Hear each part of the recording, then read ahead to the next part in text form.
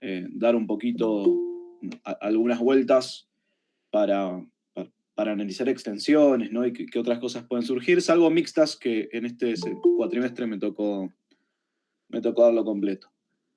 Bien, para cerrar la unidad de juegos bayesianos, vamos a ver algunos casos donde tengamos un continuo de estrategias, ¿sí? Cosa que la semana pasada o en la clase anterior de este tema se trabajó más con matrices, o sea, en un conjunto discreto.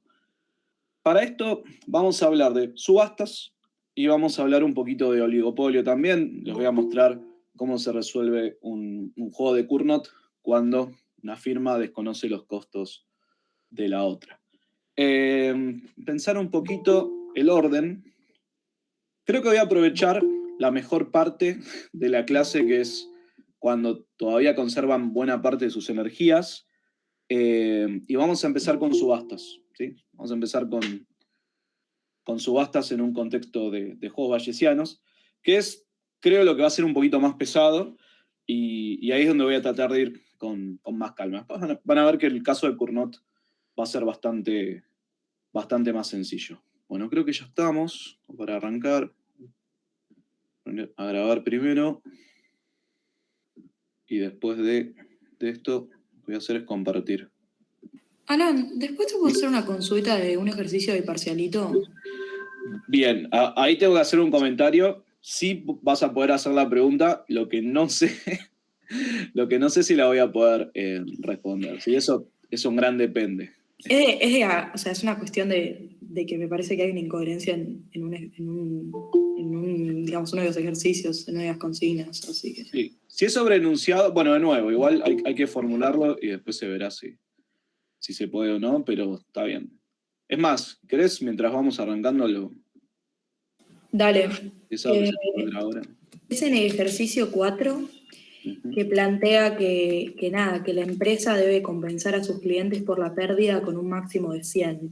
Sí. Y dice que, bueno, que si eligen el mismo valor, reciben la compensación, digamos, reciben ese número, mientras que si escriben números diferentes, se toma como valor, digo, perdido hay número elegido, pero hay que dar una menor valoración, le suman 2 pesos, y al que da una mayor valoración le quitan 2 pesos. Sí. Y mi duda es, en un caso en el que una persona da una valoración de 99 y la otra persona da una valoración de 100, la persona que da la valoración de 99, ¿se lleva 101? Porque el ejercicio especifica que el máximo es 100. Ok, pero fíjate que si se respeta el máximo de 100, ya está, ¿no? Claro, ok. Ahí lo capeás en 100 y ya que está bien la pregunta. Dale, gracias. De nada. Estas son cosas que pueden surgir. Consulta, yo también tengo una consulta del trabajo práctico. Con el compañero que nos anotamos, habíamos enviado un mail el domingo consultando si existía la posibilidad de darnos de baja. Claro. Entrega. Sí, no existe, ¿está bien? Ok, perfecto. Listo. Gracias. De nada. Bueno, ahí estamos para arrancar. Vamos a ver. Bueno, empecemos entonces con juegos bayesianos en un contexto... subastas en juegos bayesianos. Acá, en primer lugar, tengo que hacer algunas aclaraciones preliminares. Vamos a trabajar con una distribución de probabilidad para analizar un caso continuo que va a ser la distribución uniforme. ¿Está bien? Entonces voy a hacer un breve repaso de lo que esa distribución implica, ya que la vamos a estar usando para lo que sigue en la clase. Quizás después ustedes fíjense si en su curso de estadística usaban o no la misma notación, no me voy a preocupar por eso. Pero voy a decir que si x es una variable aleatoria que sigue una distribución uniforme, los parámetros que necesitamos conocer de esa distribución son simplemente a y b, ¿sí? El límite superior y el límite inferior del intervalo. Por ejemplo, si estuviésemos en un intervalo que fuese de 3 a 5, ¿sí? 3 a 5, la característica principal de la distribución uniforme es que a cada valor entre 3 y 5 le va a asignar exactamente la misma densidad. ¿Está bien? O sea que cualquier gráfico de una función de densidad de una distribución uniforme, cuando uno pinte el área que esté debajo de esa distribución, lo que va a ver sencillamente va a ser un rectángulo, ¿sí? En algún caso va a ser un cuadrado, dependiendo un poco de cuánto den estos límites. Bueno, en particular, si la base es 1, la altura va a terminar siendo 1 también. Perdón, Alan, acaba de entrar. ¿Qué estamos explicando? Distribución uniforme. Ah, bueno. Okay. Eso lo vamos a usar en un ratito para subastas en juegos bayesianos. En particular, la que vamos a usar nosotros es la más sencilla de todas, que es cuando A es igual a 0 y B es igual a 1. Entonces, acá un par de características que sí me va a interesar que analicemos, ¿sí? O que tengamos presente para lo que viene en un ratito. Yo tengo X y f de X, y como les decía, X está definido en el intervalo que va de 0 a 1, vamos a hacer 4 cuadraditos. Entonces, pregunta. En este caso, la densidad siempre se define como 1 sobre B menos A, ¿no? En particular, cuando B es 1 y A es 0, f de X es igual a 1. La F minúscula, ¿sí? La densidad que vamos a tener para cada uno de los valores que puede tomar X. Eso quiere decir que si X, por ejemplo, vale 1/2, su densidad va a ser 1, si X vale 1/4, su densidad va a ser 1, y así vamos a tener pintado lo que al final me va a terminar dejando un cuadradito, ¿sí? Cuando yo pinte todo esto, un cuadrado. Y ese cuadrado, ¿qué área va a tener? Esto es lo que hace un poquito... 1. 1, exactamente. El área del cuadrado va a ser igual a 1 para que efectivamente lo podamos considerar una función de densidad, aunque acá se ve a partir de los valores. Pasa algo bastante interesante con esta distribución, con la uniforme, y es que, por ejemplo, si X es 1/2, la densidad es 1, pero sí es muy fácil ver cuánto vale la probabilidad acumulada, ¿sí? Como en este caso me estaría quedando exactamente la mitad del cuadrado, ¿cuánto sería, por ejemplo, la probabilidad de que X sea menor o igual a 1/2 en el caso que estamos discutiendo? 1/2. 1/2. ¿Ven? Esto es muy interesante, porque quiere decir que yo cada vez que tenga que calcular la probabilidad acumulada, o sea, por ahí esto también lo pueden haber denotado, o sea, la f de x evaluada en 1/2 nos va a dar 1/2. En general, no hace falta este paréntesis. En general, para cualquier valor a, ¿qué voy a tener? Cualquier a que esté entre 0 y 1. Que la acumulada va a dar exactamente a, ¿no? O sea, si yo hubiese parado en 1/4, la acumulada habría sido 1/4. Si hubiese parado en 3/4, la acumulada habría sido 3/4. Presten atención a este hecho, porque lo voy a estar usando bastante dentro de 10-15 minutos. Igual sé que no importa el énfasis que yo ponga en esta advertencia, en 10, 15, 20 minutos me lo van a volver a preguntar y volveré a decir esto, ¿está bien? Créanme que lo estoy diciendo porque va a ser útil y es bueno que presten atención ahora. Bueno, después podría remarcar muchos hechos adicionales a esta distribución, pero lo cierto es que no me van a interesar. Lo principal es esto de cómo se va a comportar la probabilidad acumulada o la probabilidad de que X sea menor o igual que un valor A. Vamos ahí. Bien, algo me pasó con el lápiz que no está... Ok. Con esto en mente, lo que voy a hacer, déjenme descompartir un segundo. Así veo si recupero el lápiz, que por algún motivo no está escribiendo. Ahí parece que sí. Ahí está, ahí lo recuperé. Vamos a plantear el modelo que analizaremos para subastas en juegos bayesianos. Entonces, pensemos un poco cómo vamos a representar este caso. Primero, vamos a trabajar con 2 jugadores. Después, en función del tiempo, puede que extienda este análisis a un genérico. Y lo que va a ser desconocido en este tipo de juegos bayesianos van a ser las valuaciones de esos jugadores, ¿sí? O sea, estamos levantando un supuesto importante porque hasta el momento, en la unidad 1 del curso, sí eran conocidas o eran de conocimiento público las valuaciones y ahora van a dejar de serlo.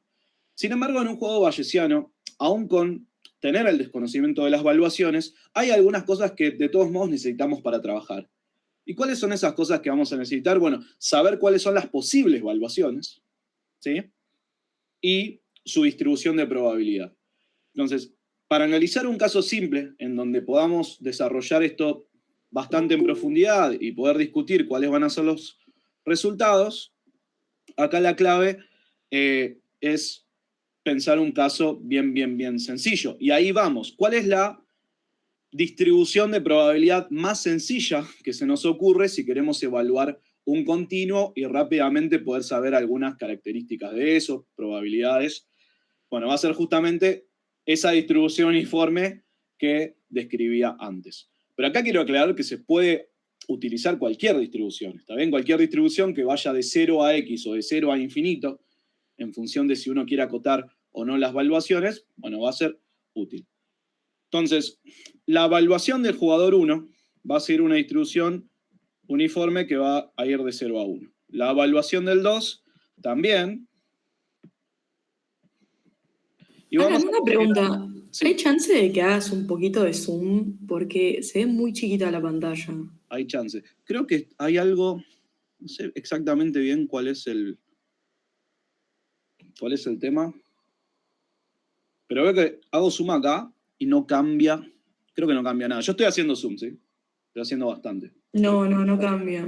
No se está modificando. Okay. A ver, déjenme dejar de compartir un segundo y ver si lo podemos corregir.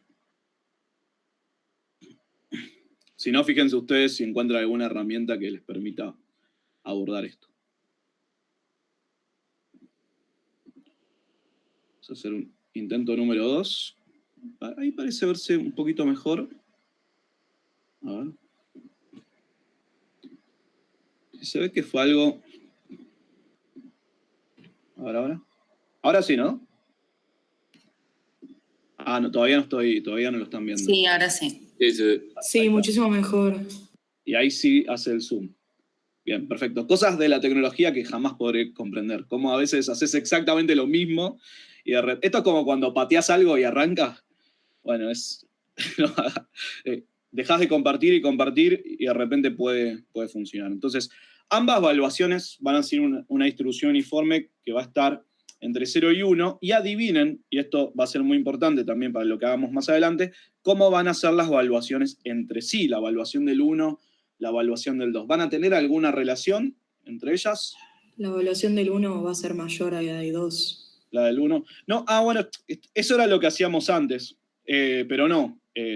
Con evaluaciones conocidas sí nos servía establecer el orden, pero ahora que son desconocidas, no se va a mantener eso, no necesariamente.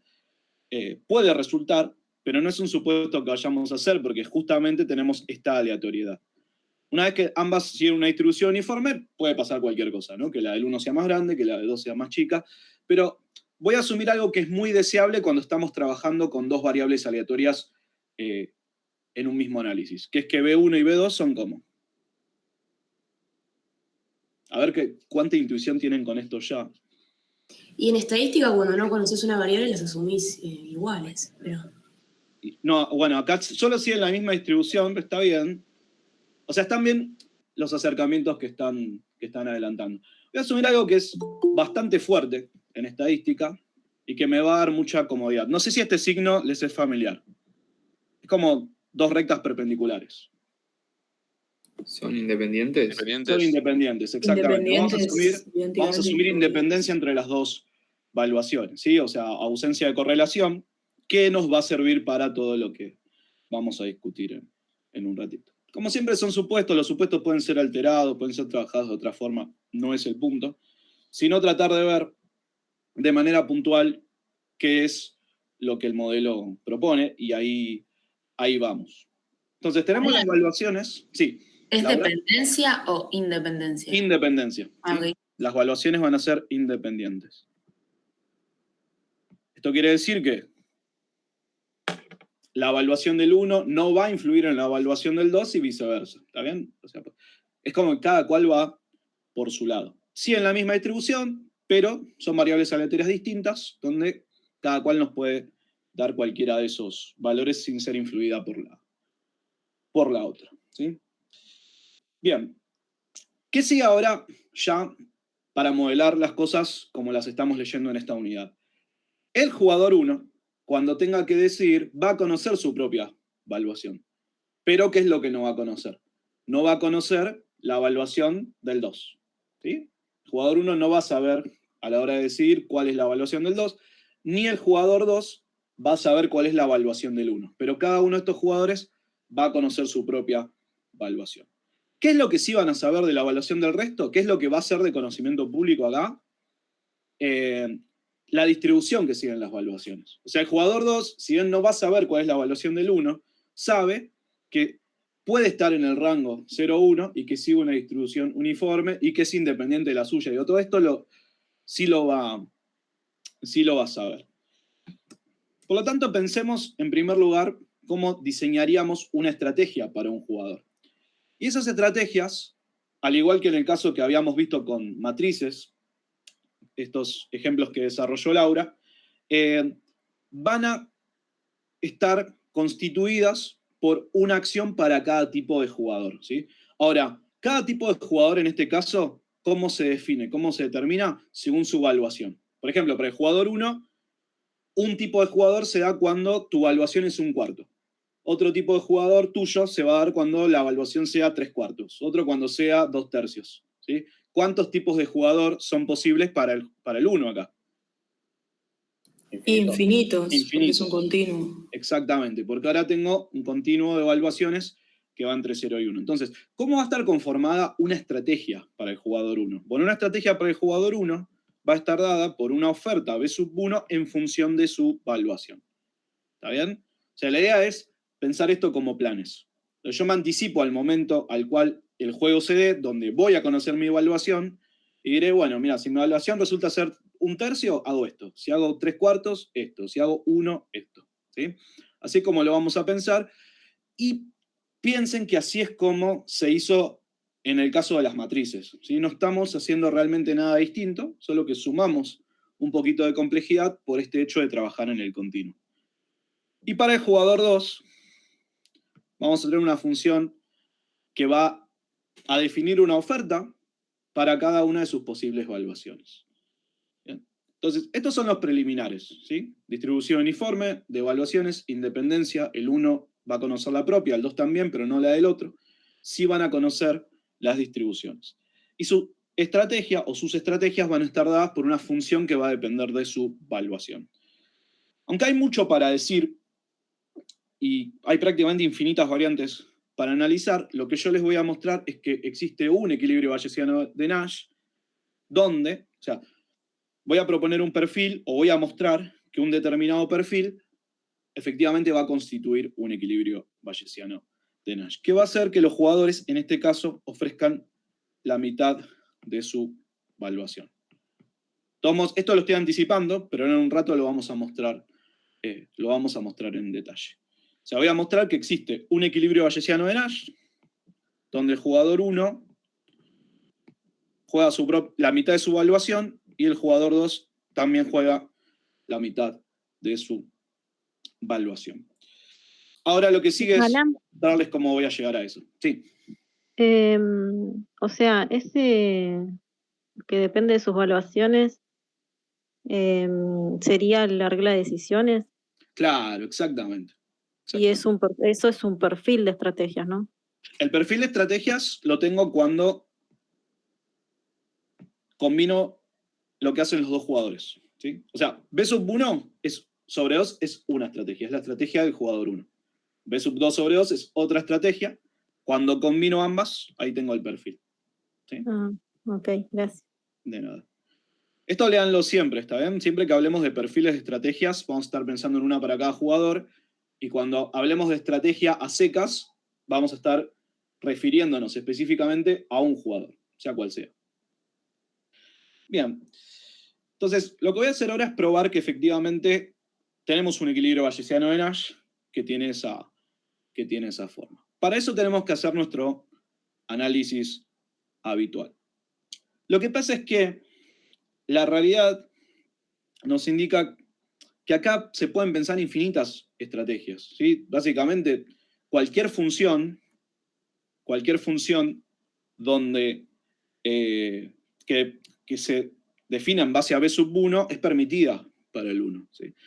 Pero lo que yo les voy a mostrar es que si nos restringimos a un tipo de función particular, que son las funciones lineales, y después se pueden pensar otras ya por fuera, pero veamos estas, va a surgir este equilibrio. ¿Sí? O sea, son como varias, como que estamos haciendo un zoom en distintos escenarios. No estamos viendo algo tan general como querríamos, sino que para empezar a pensar y para empezar a hablar, tenemos que imaginarnos escenarios súper específicos. Entonces, pensemos que la estrategia del 2 es lineal y ahora sí voy a ir con un poquito de intuición. Esta linealidad la vamos a pensar como una proporción de su evaluación, una A por B sub 2. ¿Sí? Ahora, en una subasta de primer precio, que son las que estamos viendo ahora, voy a aclararlo, ¿está bien? Ahora estamos viendo primer precio, en un rato les voy a dar segundo precio también. ¿Qué valores pueden ser razonables? Y bueno, razonable sé que es algo abierto para A. Estamos hablando de subasta de primer precio. Podemos elegir cualquiera, está bien, pero dentro de todos los que se podrían elegir, ¿cuáles les parece que pueden ser razonables o que pueden cuadrar con los incentivos estratégicos que puede tener el jugador 2? ¿Entre 0 y 1? O sea, Entre si 0 y es 1, me gusta. 1, o sea, apuestas más de lo que vale tu evaluación. Claro, exactamente. Exactamente. Entonces, A, para empezar, vamos a permitir que esté entre 0 y 1. ¿Okay? Acá puedo preguntarme si abierto o cerrado, digamos, podemos dejar cerrado para incluir los límites, pero también los podemos descartar, pensando en que 0 quizás no quieras ofrecer nunca, y 1 tampoco, para no elegir una estrategia que sea débilmente dominada. Lo que voy a mostrar es que, dado este tipo de estrategias, vamos a poner A sub 2 acá, o sea, en estrategias lineales del tipo, cada uno va a ofrecer un porcentaje de su evaluación. Lo que voy a mostrar es que, pensando en ese tipo de estrategias, efectivamente el equilibrio bayesiano de Nash va a implicar que A sub 1 va a ser igual a A sub 2 y va a ser un medio. ¿Sí? Eso es lo que quiero probar. Y ahora vamos a ver cómo. ¿Se pueden pensar estrategias de otro tipo? La respuesta es sí. De hecho, hay un ejercicio en Watson donde, para otro diseño de subastas, no este, se propone un caso en el cual las estrategias sean cuadráticas. O sea, una proporción, pero de tu evaluación al cuadrado. ¿Sí? O sea, se puede pensar. No hay nada escrito en piedra respecto a si va a haber un solo equilibrio o lo que sea. De hecho, en esta unidad lo que nosotros vamos a hacer es tratar de buscar equilibrios en escenarios específicos. O sea, que ya corre por nuestra cuenta dejar en claro dónde tienen que buscar. ¿Sí? O sea que en juegos más sencillos sí les vamos a pedir que busquen todo, pero cuando la cosa se vaya poniendo más y más elaborada, les vamos a tener que decir, bueno, busquen en esta familia de resultados posibles para que puedan hacer algo. Bueno, ahora lo que voy a tratar de hacer es buscar cuál sería el equilibrio bayesiano de Nash si los jugadores se van a comportar de esta forma. En particular, voy a tratar de ver cuál sería la mejor respuesta del jugador 1, dado este comportamiento del 2, dado una sub 2 del jugador 2. Entonces, ¿qué es lo que el jugador 1 tiene en su función objetivo? El jugador 1 va a querer maximizar su utilidad esperada, ¿sí? Eligiendo B sub 1. Vamos a condicionar en su propia evaluación, porque el jugador 1 ya la va a saber cuando llegue al juego, y vamos a dejar dada la estrategia del 2. Entonces, ¿qué cosas pueden suceder acá? Que el jugador 1 gane la subasta o que el jugador 1 no gane la subasta. Si el jugador 1 gana la subasta, ¿qué obtiene? A ver, empecemos a construir el pago de esa forma. ¿Qué obtiene el jugador 1 si gana la subasta? B1. B1 menos B1. ¿Sí? Algo muy confuso que puede salir en esta clase es que estoy usando la letra B en ambos casos, pero bueno, se nota en la hoja porque una es corta y otra es larga. Y ahora, este pago, ¿con qué probabilidad se va a dar? Con algo que puedo llamar, claro, probabilidad de ganar. Bueno, y ahí vamos a verlo justamente, porque eso va a depender, ya me dijeron B por ahí, qué buenísimo. La probabilidad de ganar. Bien. Más, ¿cuánto obtiene un jugador que no gana la subasta? 0. 0. 0. Y esto sería por la probabilidad de no ganar. Si no ganás la subasta, no pagás nada, tampoco recibís nada, entonces ahí va un 0. Este término lo puedo omitir, no hay ningún tipo de drama. Ahora quiero meterme un segundito con esto de la probabilidad de ganar, que alguien me dijo que era bella. Dije P P, ok, está bien. Perfecto, mejor. en mi defensa. Ok. Ya uno escucha lo que quiere escuchar, ¿no? Entonces, ¿cuál es la probabilidad de ganar la subasta? Vamos a ver, ¿cuál sería la probabilidad de ganar para el jugador 1 una vez que ya fijó su B sub 1? Para ganar la subasta necesita que B sub 1 sea como respecto a B sub 2. Mayor. Mayor. Perfecto, ¿está bien? Entonces, empecemos por ahí. Ahora resulta que B sub 2 tiene una forma ya determinada que nos va a ayudar. ¿Cuánto es B sub 2 acá?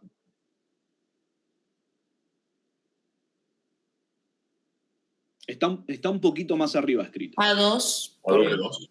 A2 por B2. ¿Por qué? Porque esta es la estrategia que ya estamos asumiendo para el jugador 2. En todo caso, tenemos que pensar que lo que estamos buscando en este momento es cuál es la mejor respuesta del jugador 1 ante esta estrategia por parte del 2. O sea, si el 2 se va a comportar así, fijando una proporción de su evaluación como oferta, yo como jugador 1 quiero saber cuál sería mi mejor respuesta a eso. Y es lo que estamos buscando. Ahora, de todos esos términos que aparecen adentro del paréntesis, ¿cuál es la variable aleatoria? B1. No, B1 está dada en ese momento. A. B2. A2 es un número, también es La constante. evaluación del jugador 2. Perfecto, ahora que ya llegamos al tercer elemento, ese era el único que quedaba para... Pero sí, es la evaluación del 2. ¿Sí? ¿Se dan cuenta? B sub 1 en este momento está dada. Es lo que ya... Yo quiero calcular en este caso cuál sería la probabilidad de ganar para un B sub 1, que después elegiremos en el óptimo, ¿no? A sub 2, constante, y B sub 2 es una variable aleatoria cuya distribución es uniforme. Entonces despejemos B sub 2 para ver si puedo calcular esta probabilidad, conociendo su distribución. ¿Se entiende por qué estoy despejando B sub 2 en este punto y por qué pregunté cuál era la variable aleatoria? Porque voy a aprovechar el hecho de que conozco la distribución de B sub 2, ¿sí? Para poder calcular esa probabilidad. ¿Qué distribución sigue B sub 2? Una uniforme. Va a tener probabilidad B1 sobre A2. B1 sobre A2, perfecto. ¿Lo ven? Este es el hecho que había mencionado hace un ratito en la clase. ¿Sí? Si X sigue una distribución uniforme entre 0 y 1, la probabilidad de que X sea menor a un cuarto es un cuarto. Bien. Nota, para quienes les guste mucho la estadística, fíjense que yo no estoy discriminando mucho entre mayor, mayor o igual, menor o igual. ¿Por qué estoy siendo tan relajado con el igual? Porque la variable que estamos analizando es...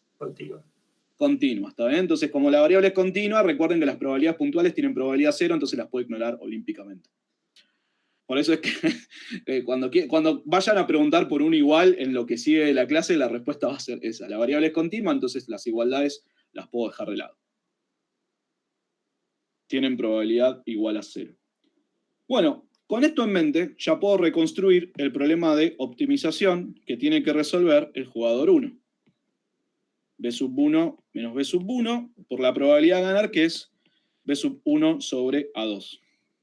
Pasa algo increíble acá, que es que la función efectivamente quedó cóncava, cosa que siempre nos gusta. Acá va a funcionar lo que a los economistas nos gusta hacer y tanto, que es derivar, o quizás no, pero en definitiva lo hacemos, ¿sí? Que es derivar e igualar a 0. O sea, yo siempre trato de ser cuidadoso en cuándo esto se puede hacer, cuándo no. En este caso sí, porque noten que la función es estrictamente cóncava en B sub 1. Bueno. Para una consulta. Sí. ¿No puedes reemplazar el B1 por el A1 por B1? El A1, no, porque eso justamente yo estoy buscando, esto es lo que estoy tratando de buscar ahora. Estoy buscando cuál va a ser la estrategia del jugador 1. O sea que al final lo voy a hacer. Una vez que haya encontrado el resultado, voy a comparar lo que encuentre con esto que acabas de proponer. ¿Sí? ¿Sí? Miren esta pregunta que apareció en el chat. Tatán. ¿Qué momento este? Ayúdenlo a Emiliano. un segundo. Esto no es Porque nada habíamos dicho justamente que la probabilidad en una distribución uniforme, que la probabilidad de X menor o igual a A era A, claro, por porque es eso. área esa de 1 multiplicado por A. Entonces, la probabilidad de que B2 sea menor a B1 sobre A2 va a ser B1 sobre A2. Ahí Emiliano te lo acaba de explicar, Carolina. Lo que a mí me pareció divertido, que quise remarcarlo, porque había dicho, y esto va a aparecer en la grabación, había dicho hace creo que 15 minutos que me lo iban a preguntar y casi que había adivinado el tiempo en el cual me lo iban a preguntar. O sea que hay cosas del futuro que por lo visto se pueden predecir. Gracias, Emiliano, por haber aportado esto. Ahí. Fui el primero en caer. Ok. Bueno, derivemos, ¿está bien? Aprovechemos ahora que tenemos esto. Podemos derivar respecto a B sub 1. Ayúdenme ustedes, ¿sí? ¿Cuánto nos daría esto? Nos da B1 sobre A2 Bien. menos 2B1 sobre A2. Bien. Y pasa algo interesante con el A2, ¿no? Porque el A2 básicamente podría haber sido, mientras que no sea un 0, podría haber sido cualquier número, ¿lo ven? Podría haber sido cualquier número en este caso, que se va a ir ahora que tengo un 0 del otro lado. ¿Y cuánto me queda? B1 en el óptimo. A ver, ¿cuándo Te queda que B1 es igual a B corta 1 dividido 2. Perfecto. Y esta va a ser nuestra estrategia óptima. La mejor respuesta del jugador 1 a la estrategia del 2 va a ser ofrecer la mitad de su evaluación. Hay un hecho interesante, y es que esto no depende del valor de A2. ¿Sí? O sea, para cualquier A2 en el intervalo 0-1 abierto, se va a dar que la mejor respuesta del jugador 1 va a ser ofrecer la mitad de su evaluación. ¿Sí? Yo podría haberlo planteado esto como B sub 2 sobre 2, desde lo o 1 medio por B sub 2, y habría llegado al mismo resultado, pero porque 1 medio es un caso particular de A. Ahora, fíjense qué forma tiene esto. Igual eso no tiene sentido, o sea, no tiene que ver con que mi función de utilidad original, obviamente tengo preferencias referidas a mi propia evaluación. Bueno, pero ahí, si yo hubiese propuesto otro tipo de estrategia para el jugador 2, ahí cambiaban bastante los resultados. ¿Sí? Por ejemplo, en una cuadrática ya no. Pero acá sí se ve algo interesante, si querés mirarlo directamente de la función de pagos, y es que A2 es una constante que multiplica. ¿Sí? O 1 sobre A2 es una constante que multiplica. ¿Qué impacto tienen las constantes que multiplican sobre el óptimo? Los problemas que estamos acostumbrados a resolver. O sea, obviamente tienen impacto en magnitudes. Claro, exactamente. En cuánto va a ser el óptimo, pero no en la variable de elección. Es como si lo hubiésemos aplicado a una transformación monótona, ¿no? Claro. Sería multiplicar por una constante, sumar una constante tampoco nos habría alterado nada. Entonces, eso es interesante, destacar que independientemente de cuál sea la proporción que el jugador 2 vaya a ofrecer de su evaluación, la mejor respuesta del jugador 1 va a ser ofrecer la mitad de la propia. Ahora, fíjense esto no tiene forma de A1 por B sub 1. Y ahí es donde... Sí, porque A1 sería 1 medio. Claro, esto es lo que le quería responder a Armando, ¿sí? Pero tenía que hacer los cálculos primero.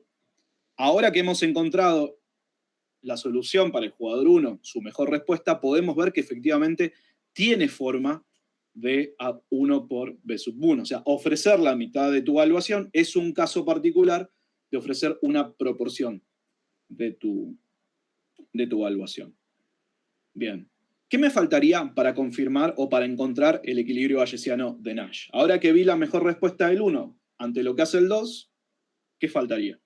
Ver la mejor respuesta del 2. La mejor respuesta de 2. Bien. Pero es simétrica igualmente. Exactamente. Acá voy a aprovechar bastante la simetría. Voy a hacer 2 comentarios. O sea, porque cuando yo lo planteé para el 2, tendríamos que empezar, si quieren, con el análisis genérico. El 2 va a elegir su oferta en caso de ganar B sub 2 menos B sub 2 por la probabilidad de ganar, que sería B sub 1 sobre A1. No, B sub 2 sobre A1, perdón. O sea, mismo planteo. Ahora, para cualquier A sub 1, y acá es donde vamos a aprovechar la simetría que sugiere Carolina, ¿qué vamos a encontrar? que la B sub 2 óptima va a ser ¿cuánto? Este es el mismo problema que resolvimos recién, ¿lo ven? B sub 2 dividido 2. B sub 2 dividido 2. Y en particular vale cuando A sub 1 sea ¿cuánto?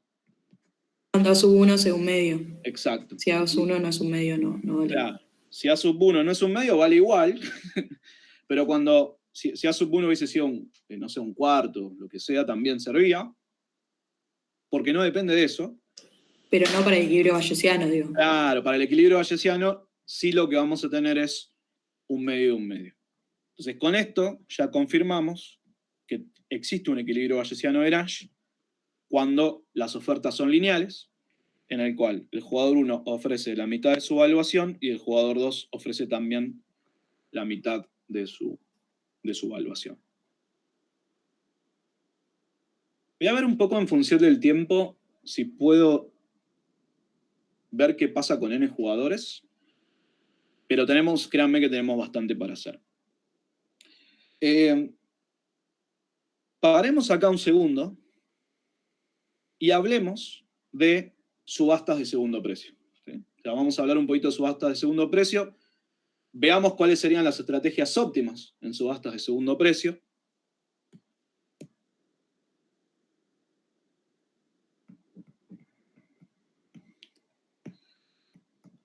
Y después volvamos para hacer una pequeña comparación. ¿Sí?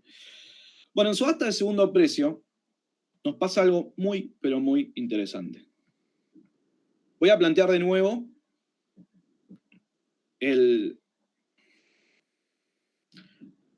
la función de utilidad o la función de pagos para el jugador 1, ¿sí? En base a un B sub 1. ¿Cuánto obtiene el jugador 1 si gana, en este caso, en una subasta de segundo precio? B1 menos B2. Bien, ahí está, ¿sí? B1 menos B2. ¿Por qué B2? Porque si el jugador 1 ganó, fue porque B sub 1 resultó ser mayor a B2. ¿Sí? Y como es una subasta de segundo precio, lo que paga el ganador es B2. Y a esto lo tendría que multiplicar, igual que antes, por la probabilidad de ganar. Pregunta, ¿la probabilidad de ganar va a depender de cuánto valga B1? O sea, típicamente si B1 es más alto o más bajo, ¿cambia mi probabilidad de ganar, sí o no?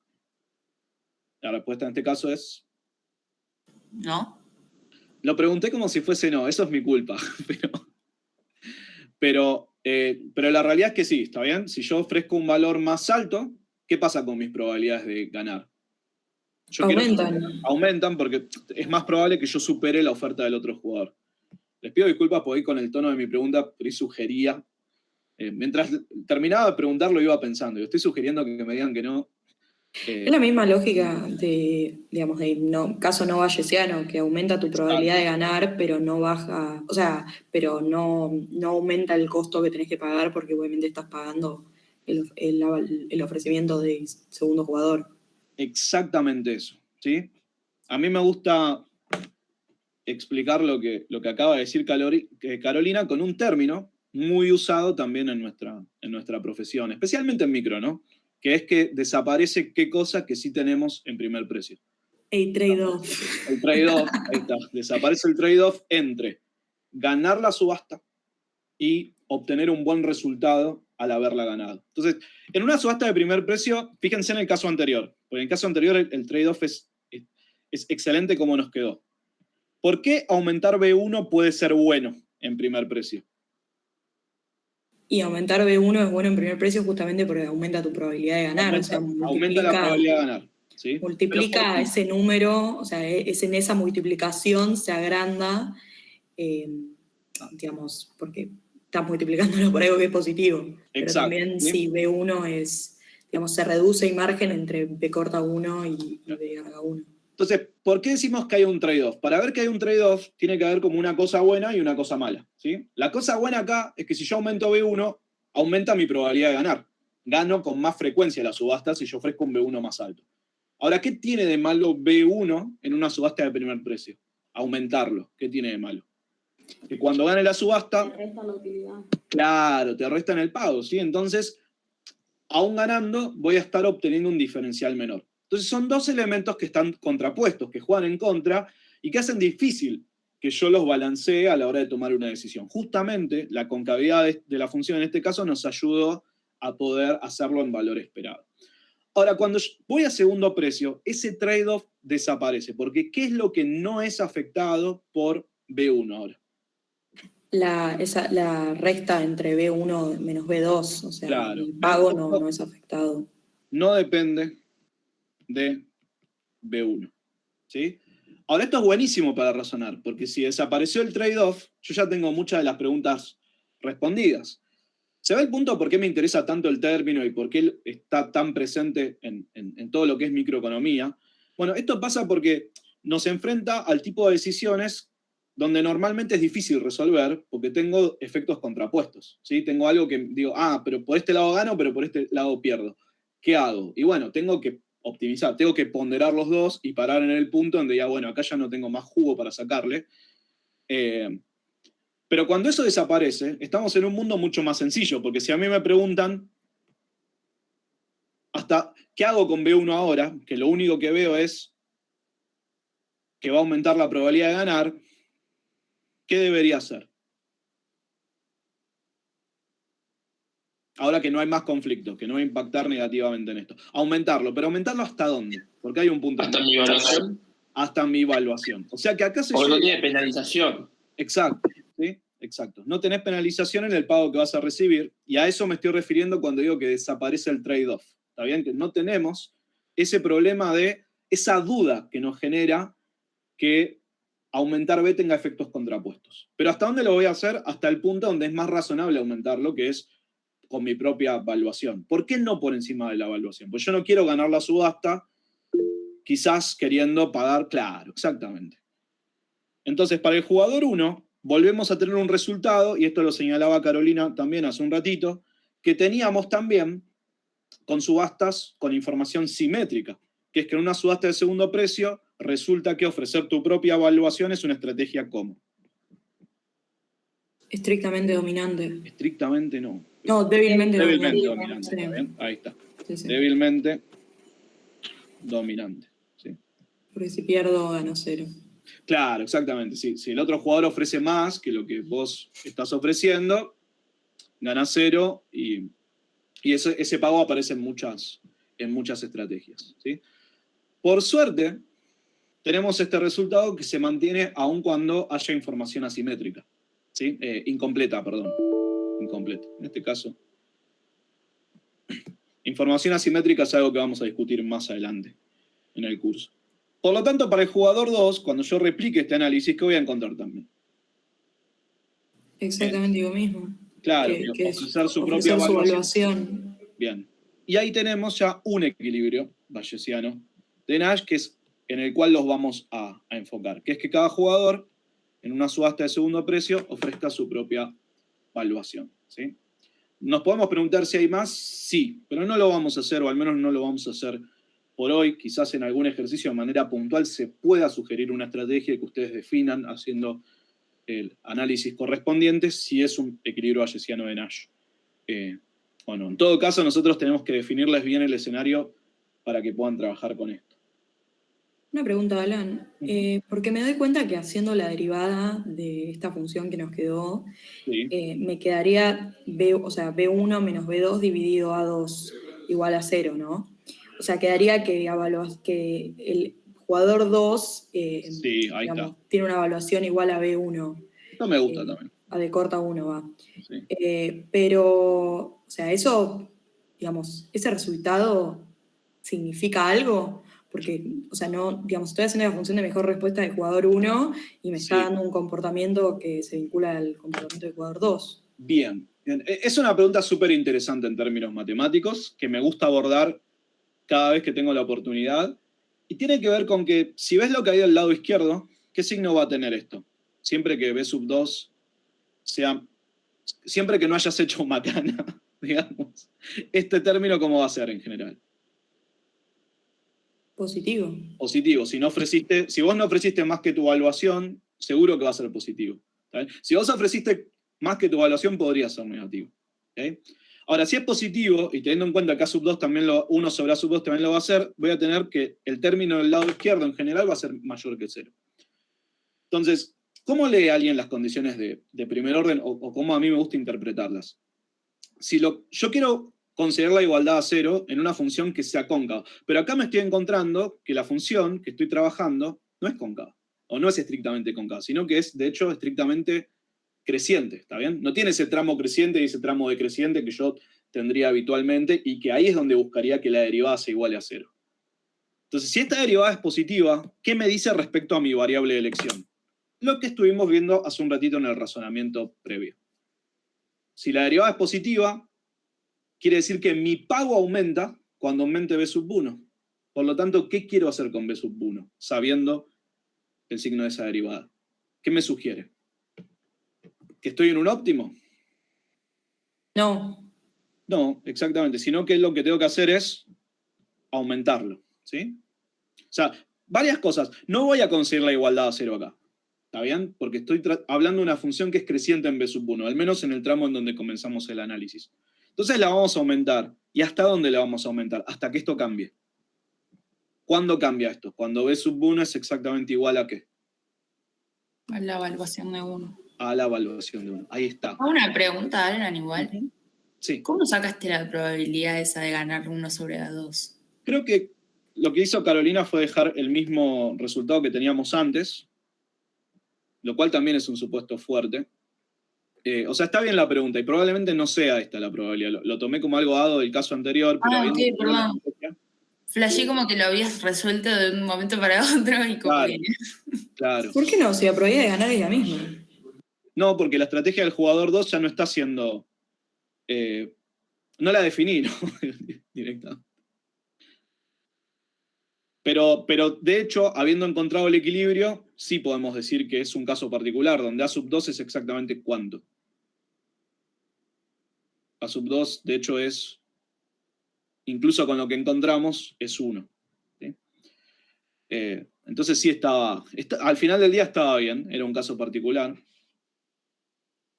Al derivar B sub 1 sobre A sub 2, quedaría 1 sobre A sub 2. Ah, ok, entonces asumimos que era la misma. Igual, ¿la vamos a calcular o...? No la vamos a calcular porque ya con esto tenemos la conclusión. O sea, esto de la derivada era toda una digresión para tratar de explicar por qué no hacía falta derivar. ¿Sí? Pero voy a dejar un par de comentarios. Si yo tengo que optimizar eligiendo una variable que está definida en un rango, qué sé yo, de 0 a 100, y resulta que siempre en ese espacio la derivada de lo que yo quiero obtener respecto a esa variable es positiva, ¿cuál sería la solución? ¿Los extremos? Claro, pero en este caso, ¿cuál? El que esté más a la derecha, el más grande. Y acá está el número. Claro, la solución de esquina. Claro, y así hemos llegado a entender cómo... Claro, las soluciones de esquina. Sí, efectivamente. Eso es lo que pasa cuando yo no consigo que la derivada se iguale a cero en un problema. Y de hecho, cuando la derivada es cero, esto también nos permite cerrar el análisis, es porque estoy buscando qué tipo de solución. Una solución que interior. Llamamos interior, claro, porque no está en los extremos del intervalo. ¿Sí? Si esta derivada hubiese sido siempre negativa, a ver si entendieron algo de esto. Nos vamos a la solución de esquina en cero. En cero, exactamente. ¿Sí? ¿Dónde se ve esto bien o dónde deberían verlo bien? En matemática para economistas, cuando estén viendo Kuhn-Tucker, pero no ya Kuhn-Tucker a pleno, sino como los preliminares. ¿Sí? Que es trabajar con las restricciones de no negatividad, pero también podemos trabajar con restricciones que estén acotadas superiormente. De todos modos, con esta intuición están, cuando lo vean, si lo vieron en matemática, es exactamente lo mismo. Por eso es que hay veces donde la solución se encuentra dentro del intervalo o dentro de una región, y hay veces donde se puede encontrar en las esquinas. Justamente cuando se encuentra en las esquinas es porque vamos a tener una derivada que dice siempre anda hacia allá. ¿No es parecido a la solución de esquina de la cuasilineal? Claro, en la cuasilineal tenías ese problema. Porque en las cuasilineales, cuando buscabas la solución interior, te daba que estaba fuera del intervalo.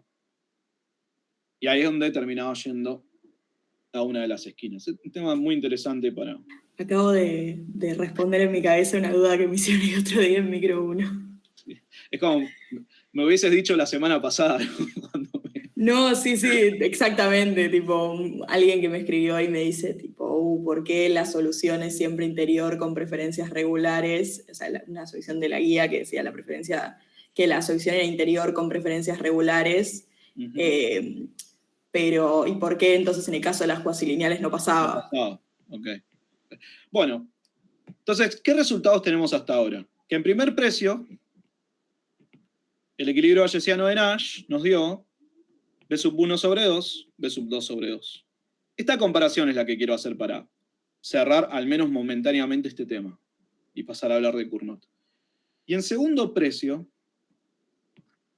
encontramos también un equilibrio bayesiano de Nash, donde donde los jugadores ofrecen exactamente su evaluación. Entonces, ¿cuál es la pregunta que sigue acá? Si uno fuese el vendedor, ¿qué preferiría? Y prefiere el segundo precio. ¿Será segundo precio? Puede ser segundo precio. La alternativa es que prefiera primer precio, pero hay una alternativa más, que está implícita en los dos casos en realidad, ¿no? Que es que al vendedor le dé... Esté indiferente entre los dos diseños. ¿En términos de qué? Bueno, en términos de lo que va a recaudar, ¿sí? ¿Por qué la subasta de segundo precio parece ser una buena idea? Porque los jugadores están ofreciendo más. Pero hay un trade-off acá. Porque aun cuando los jugadores ofrezcan más, el diseño de la subasta lleva a que el vendedor finalmente cobre el segundo precio, ¿sí? ¿Ven? Porque esto también lo estoy planteando como un trade-off. Algo bueno, jugadores ofrecen más. Pero cuando uno gana, paga menos. En primer precio, paga más porque paga su propia oferta, pero ofrece menos. ¿Lo ven? Entonces, esto me lleva a preguntarme cuál de los dos escenarios será mejor, desde el punto de vista de lo que el vendedor espera recibir. Con lo cual, lo que voy a hacer ahora va a ser calcular el ingreso esperado del vendedor en ambos casos y voy a llegar a un resultado sorprendente. Y ese Depende de resultado B1 dividido 2 versus B2, sería. ¿Sería eso? Vamos a ver. Versus B2, Carolina, te quedaste con que la evaluación del 1 iba a ser más grande, ¿no? Sí, Pero exactamente. Claro, el punto, acordate esto, no tiene por qué pasar. Sí. Y ahora vamos a tratar de ver cómo encarar el análisis. Ahí está. Sí, no, encima tipo Snape Cieguito recién estaba pensando lo mismo, o sea, definitivamente me quedé con eso. Ok. Ingreso esperado del vendedor. Este es el análisis que vamos a hacer y vamos a llegar a un resultado que puede parecer sorprendente. Y ese resultado, ya, spoiler acá, es que le va a dar lo mismo. Efectivamente, el ingreso esperado del vendedor va a dar exactamente lo mismo cuando trabaje con esta subasta de primer precio versus cuando lo haga con la de segundo precio. ¿Sí? Le va a dar exactamente igual. Pero lo que tengo que hacer es justamente calcular estas cosas. Entonces, vamos en primer lugar a hacerlo para primer precio. Voy a definir una variable aleatoria que va a ser X, que sería el ingreso del vendedor. ¿Sí? Ingreso del vendedor. Segunda cuestión de pequeño repaso de estadística. X va a ser una variable continua, porque se va a derivar de variables continuas, finalmente lo va a hacer. Entonces, ¿cómo calcularían la esperanza de X en una variable continua? ¿No es A más B sobre 2? No es A más B. A más B sobre 2 sería la esperanza si X siguiera una distribución uniforme, cosa que yo no puedo asegurar. Claro, integrales, ahí está, integrales, eso es lo que tenemos que hacer. No es A más B sobre 2, porque eso sería si concluyésemos que X va a seguir también una distribución uniforme 0,1. Pero tengo mis serias dudas respecto a que eso vaya a pasar. Entonces, bueno.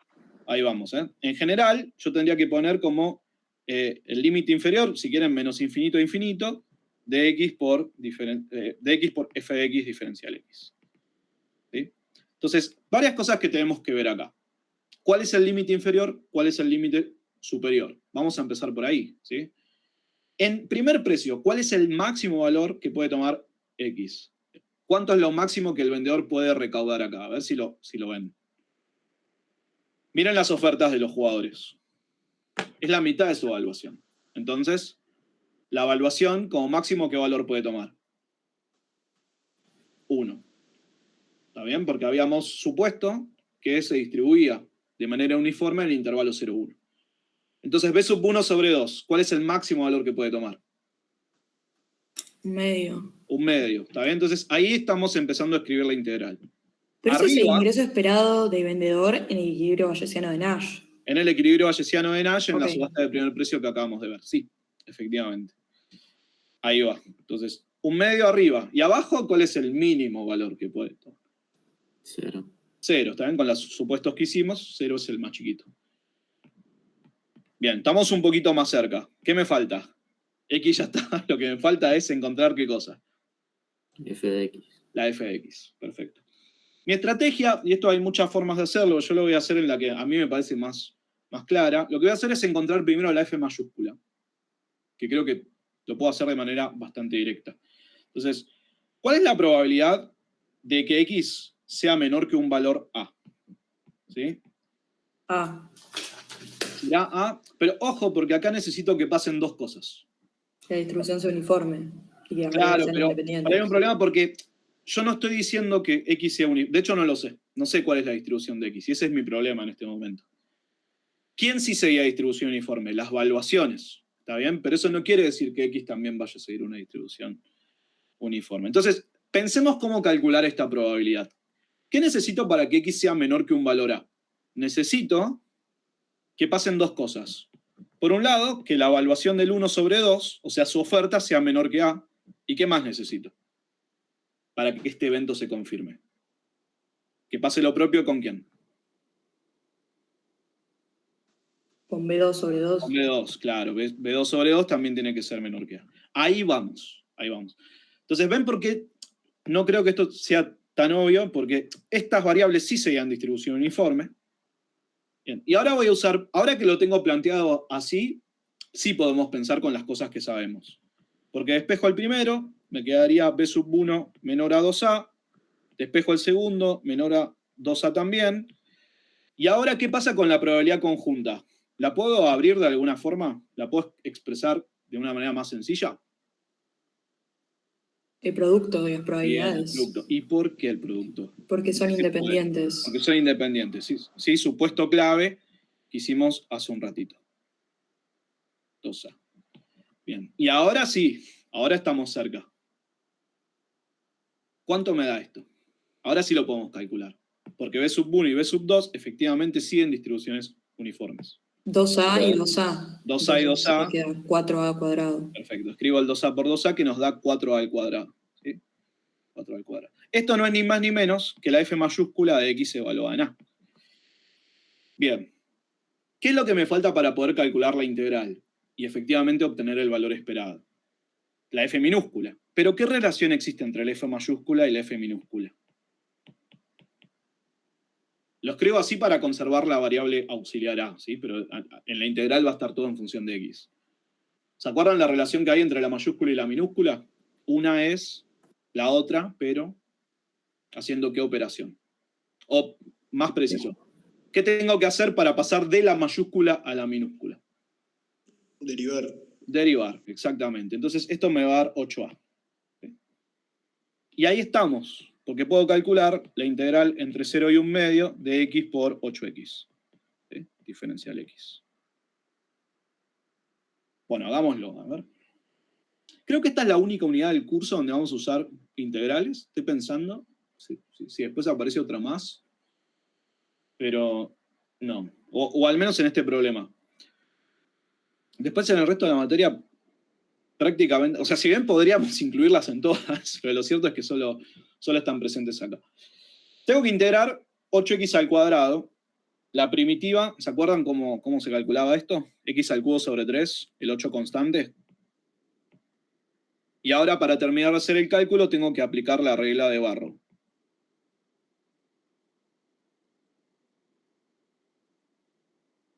¿Se ve cuál sería el resultado? Bueno, les digo acá, eso, 1/3, ¿no?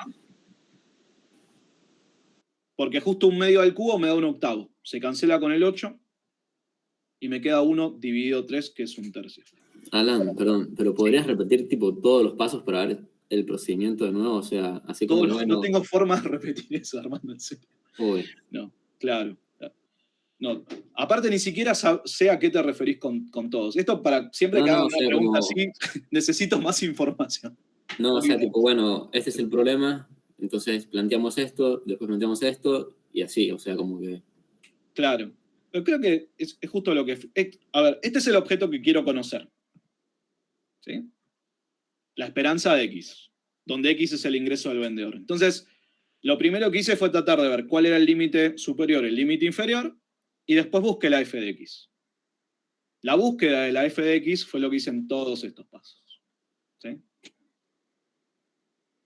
Y lo último que hice fue resolverla. Una vez que tuve todos los elementos, ahí pude resolver la integral para llegar a 1/3. La buena noticia es que esto lo vas a poder ver, Armando, en un futuro, cuando subamos esto sí se está grabando, ¿no? Sí. Alan. Sí.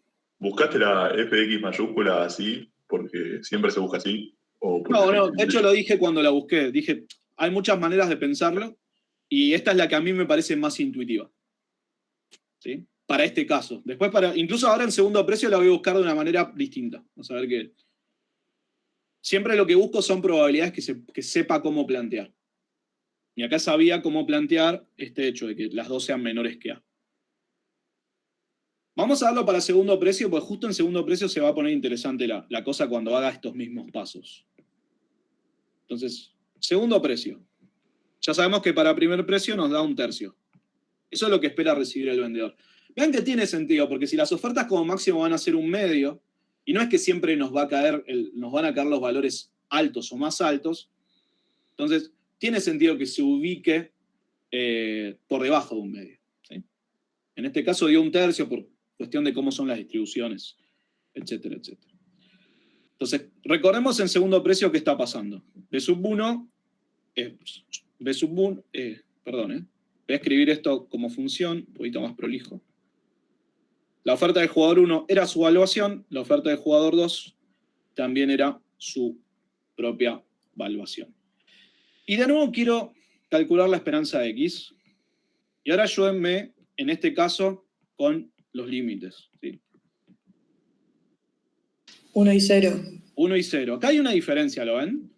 Porque si ambas valuaciones resultan ser 1, efectivamente la oferta va a ser 1 y el vendedor va a recaudar 1.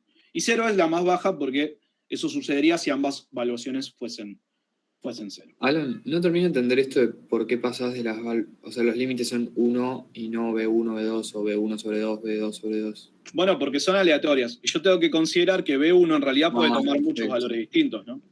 Ahí es donde voy a pensar en esto, en los máximos y en los mínimos. Perfecto. ¿Sí se ven? Okay. Ahí está el punto. ¿Qué me falta? A ver si siguieron lo que hice antes. ¿Qué quiero hacer ahora? Tenés que sacar la probabilidad de que X sea menor a A, que Claro. eso es igual a la probabilidad conjunta de que B1 sea menor a A y B2 sea menor a A. ¿Será? ¿Qué? ¿Será verdad esto? Ojo con... Ahora quiero mostrarles una pequeña sutileza que hay acá. Qué mal, ¿no? Qué mal cuando no está todo tan natural. Qué mal, sí. Porque no entiendo por qué, sobre todo. Bueno, el problema acá es que cambiamos el diseño, ¿sí? El cálculo anterior que hice para la probabilidad se basó en que estábamos trabajando con una subasta de primer precio. Entonces yo sí me fijaba en la oferta más alta. Pero miren esto, supongamos que yo quiero que X sea menor a un valor concreto, por ejemplo, 1/4. ¿Qué tiene que pasar en una subasta de segundo precio para que X sea menor a 1/4? Fíjense que ya no estoy igual que antes. Que Ya haga no- que la evaluación de 2. Claro, del 2 que es el que asumís. Me gusta que siempre asumís que va a perder ese. que siempre- Perdón, de vuelta hice lo mismo. Está bien. Igual entendiste el punto. Sí, así sí. que no Entendí, no hay ningún problema, pero Pobre jugador 2. sí, pobre jugador 2. Es como si fuese hincha de un club que no voy a mencionar ahora.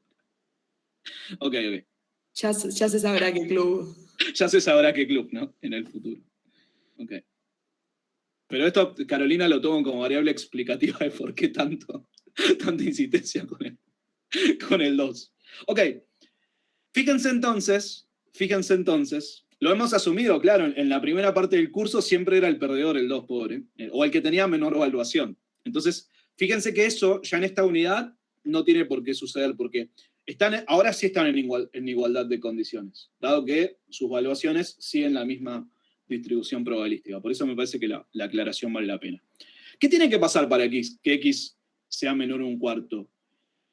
Obviamente, si b sub 1 es menor a 1/4 y b sub 2 es menor a 1/4, va a pasar.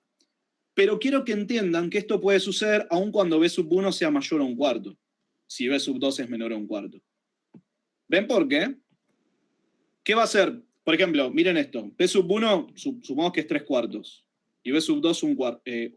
Vamos a asumir un valor más chiquito de 1/4, 1/8. ¿Ven que x, en este caso, este es el juego? A ver, ¿cuánto valdría x acá? 1/8. 1/8. ¿Por qué? Porque esta es una subasta de Segundo precio. segundo precio. Ahí está la clave. ¿Lo ven? Como es una subasta de segundo precio, por más que el jugador 1 haya ofrecido más que 1/4, lo que termina pagando es lo que ofertó el 2. Porque así funciona esta subasta, ¿sí? Vemos primero quién ganó, el que ofreció más alto, pero después paga la segunda oferta más alta, que en este caso resulta ser 1/8. Entonces es un poquito más difícil el problema acá. Y podemos intentar responder otra pregunta que es más sencilla, que es, ¿qué necesito para que x sea mayor a 1/4? Esto para que vean un poco cómo voy pensando el planteo, ¿sí? Cuando no sé qué hacer. Quizás sea más sencillo resolver esto. ¿Qué necesito que pase para que x sea mayor a 1/4?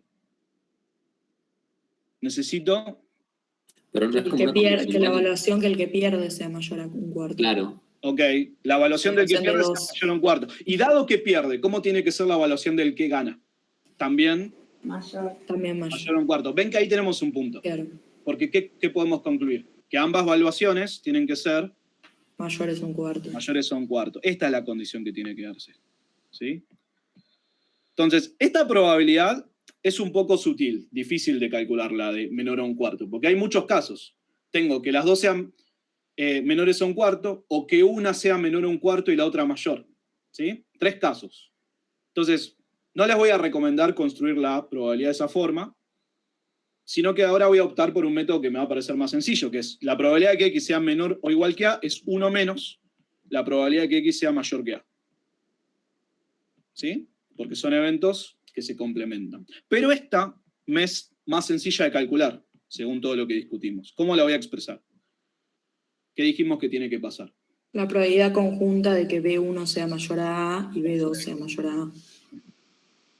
Nos costó llegar hasta acá, ¿está bien? Saben que con Laura hemos hablado muchas veces de este tema. Sentimos que cuando les planteamos, no sé, un Cournot o cosas para derivar, la clase fluye, porque es un problema que normalmente resuelven muy bien, pero no sé cómo lo están viendo ustedes ahora, pero muchas veces nosotros sentimos que cuando hay que trabajar con estadística no pasa lo mismo. ¿Sí?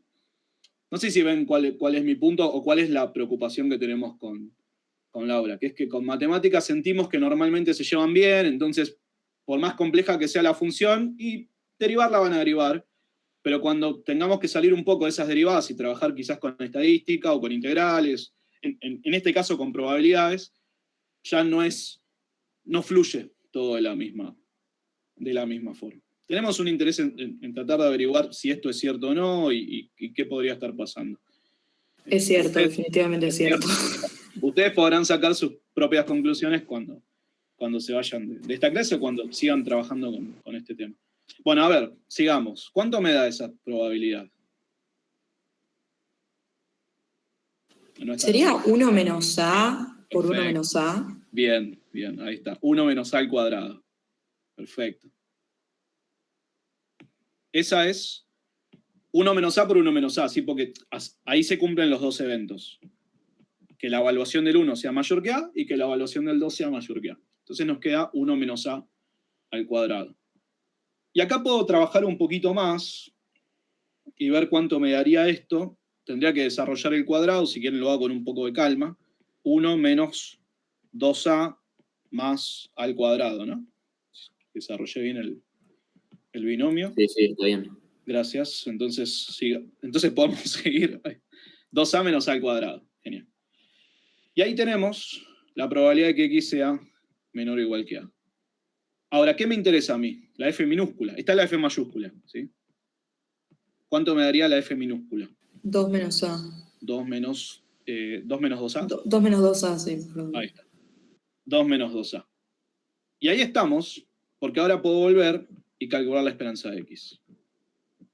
entre 0 y 1. Esto es increíble porque estoy cambiando completamente todo. Fíjense, cambia los límites, cambia la función, y sin embargo, veamos qué resulta de todo esto. Más vale que me dé un tercio, ahora ya tengo dudas hasta de esto. Vamos a ver. O sea, tengo 2x menos 2x al cuadrado, diferencial x, y ahora al integrar me queda x al cuadrado menos 2 tercios de x al cubo. Y esto evaluado entre 0 y 1.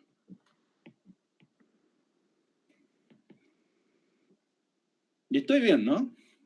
Porque el primer término, el del 1, me queda 1 menos 2 tercios.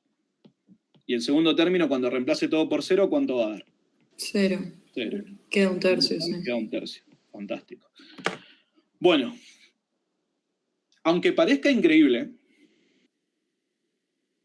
tenemos que el ingreso esperado del vendedor es exactamente el mismo cuando la subasta es de primer precio y cuando la subasta es de segundo precio.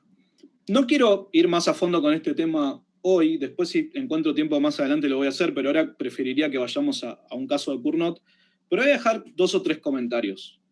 Este resultado se puede probar con n jugadores. O sea, mismas condiciones, conservo la distribución uniforme entre 0 y 1, pero si lo extiendo a n jugadores, también voy a encontrar que el ingreso esperado del vendedor va a coincidir en subasta de primer y segundo precio. Y es más, esto está directamente en un anexo en uno de los capítulos de Osborne. Él prueba que eso también vale para cualquier distribución que cumpla con determinadas condiciones. ¿Sí? O sea, con una G no necesariamente uniforme, lo único que le pide es que sea como creciente en un sentido monótono, la acumulada, y ya está.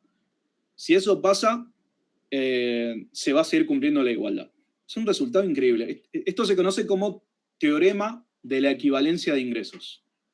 ¿Sí? Teorema de la equivalencia o teorema de la igualdad de ingresos. ¿Sí? Siempre pensados desde el punto de vista del vendedor. Y es un resultado increíble porque yo lo que les acabo de mostrar acá es directamente como la punta del iceberg. ¿Sí? Se puede extender a n jugadores, se puede extender a más distribuciones. Y lo peor de todo es que el resultado más y más general de todo esto es que se puede extender a distintos diseños de subasta. Ni siquiera necesito que sean las de primer y segundo precio que acabamos de ver acá, sino que en subastas con un diseño dinámico, como la inglesa o como la holandesa, también se va a conservar este resultado. Que es algo que a priori puede parecer increíble, pero lo cierto es que de algún modo se equilibran los incentivos en los distintos diseños para terminar llegando a estos resultados. Alan, ¿podría llegar Sí. ¿Podría llegar a aparecer una distribución de probabilidad diferente al uniforme en el parcial? No. Genial. Buena noticia, ¿no? Duermo tranquila ahora. Lo que sí hemos hecho en parciales es preguntar casos con distintas cantidades de jugadores, en lugar de que sean 2, con 4, o incluso con n o con 3. A veces nos gusta que sea un número específico, porque el de n probablemente lo resuelvan o lo encuentren por ahí y después lo hagan de memoria. Pero si yo planteo esto para 4 jugadores, ya como que realmente necesitas hacer las cuentas. Sí. Y nos puede aparecer también, nos puede pasar que tengamos que formular funciones, digamos, de cuánto es lo que ofrece el jugador que no sean lineales. Sí.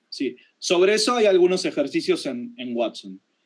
La nota ahí, lo interesante es que la forma de trabajar es exactamente la misma que lo que vimos hoy.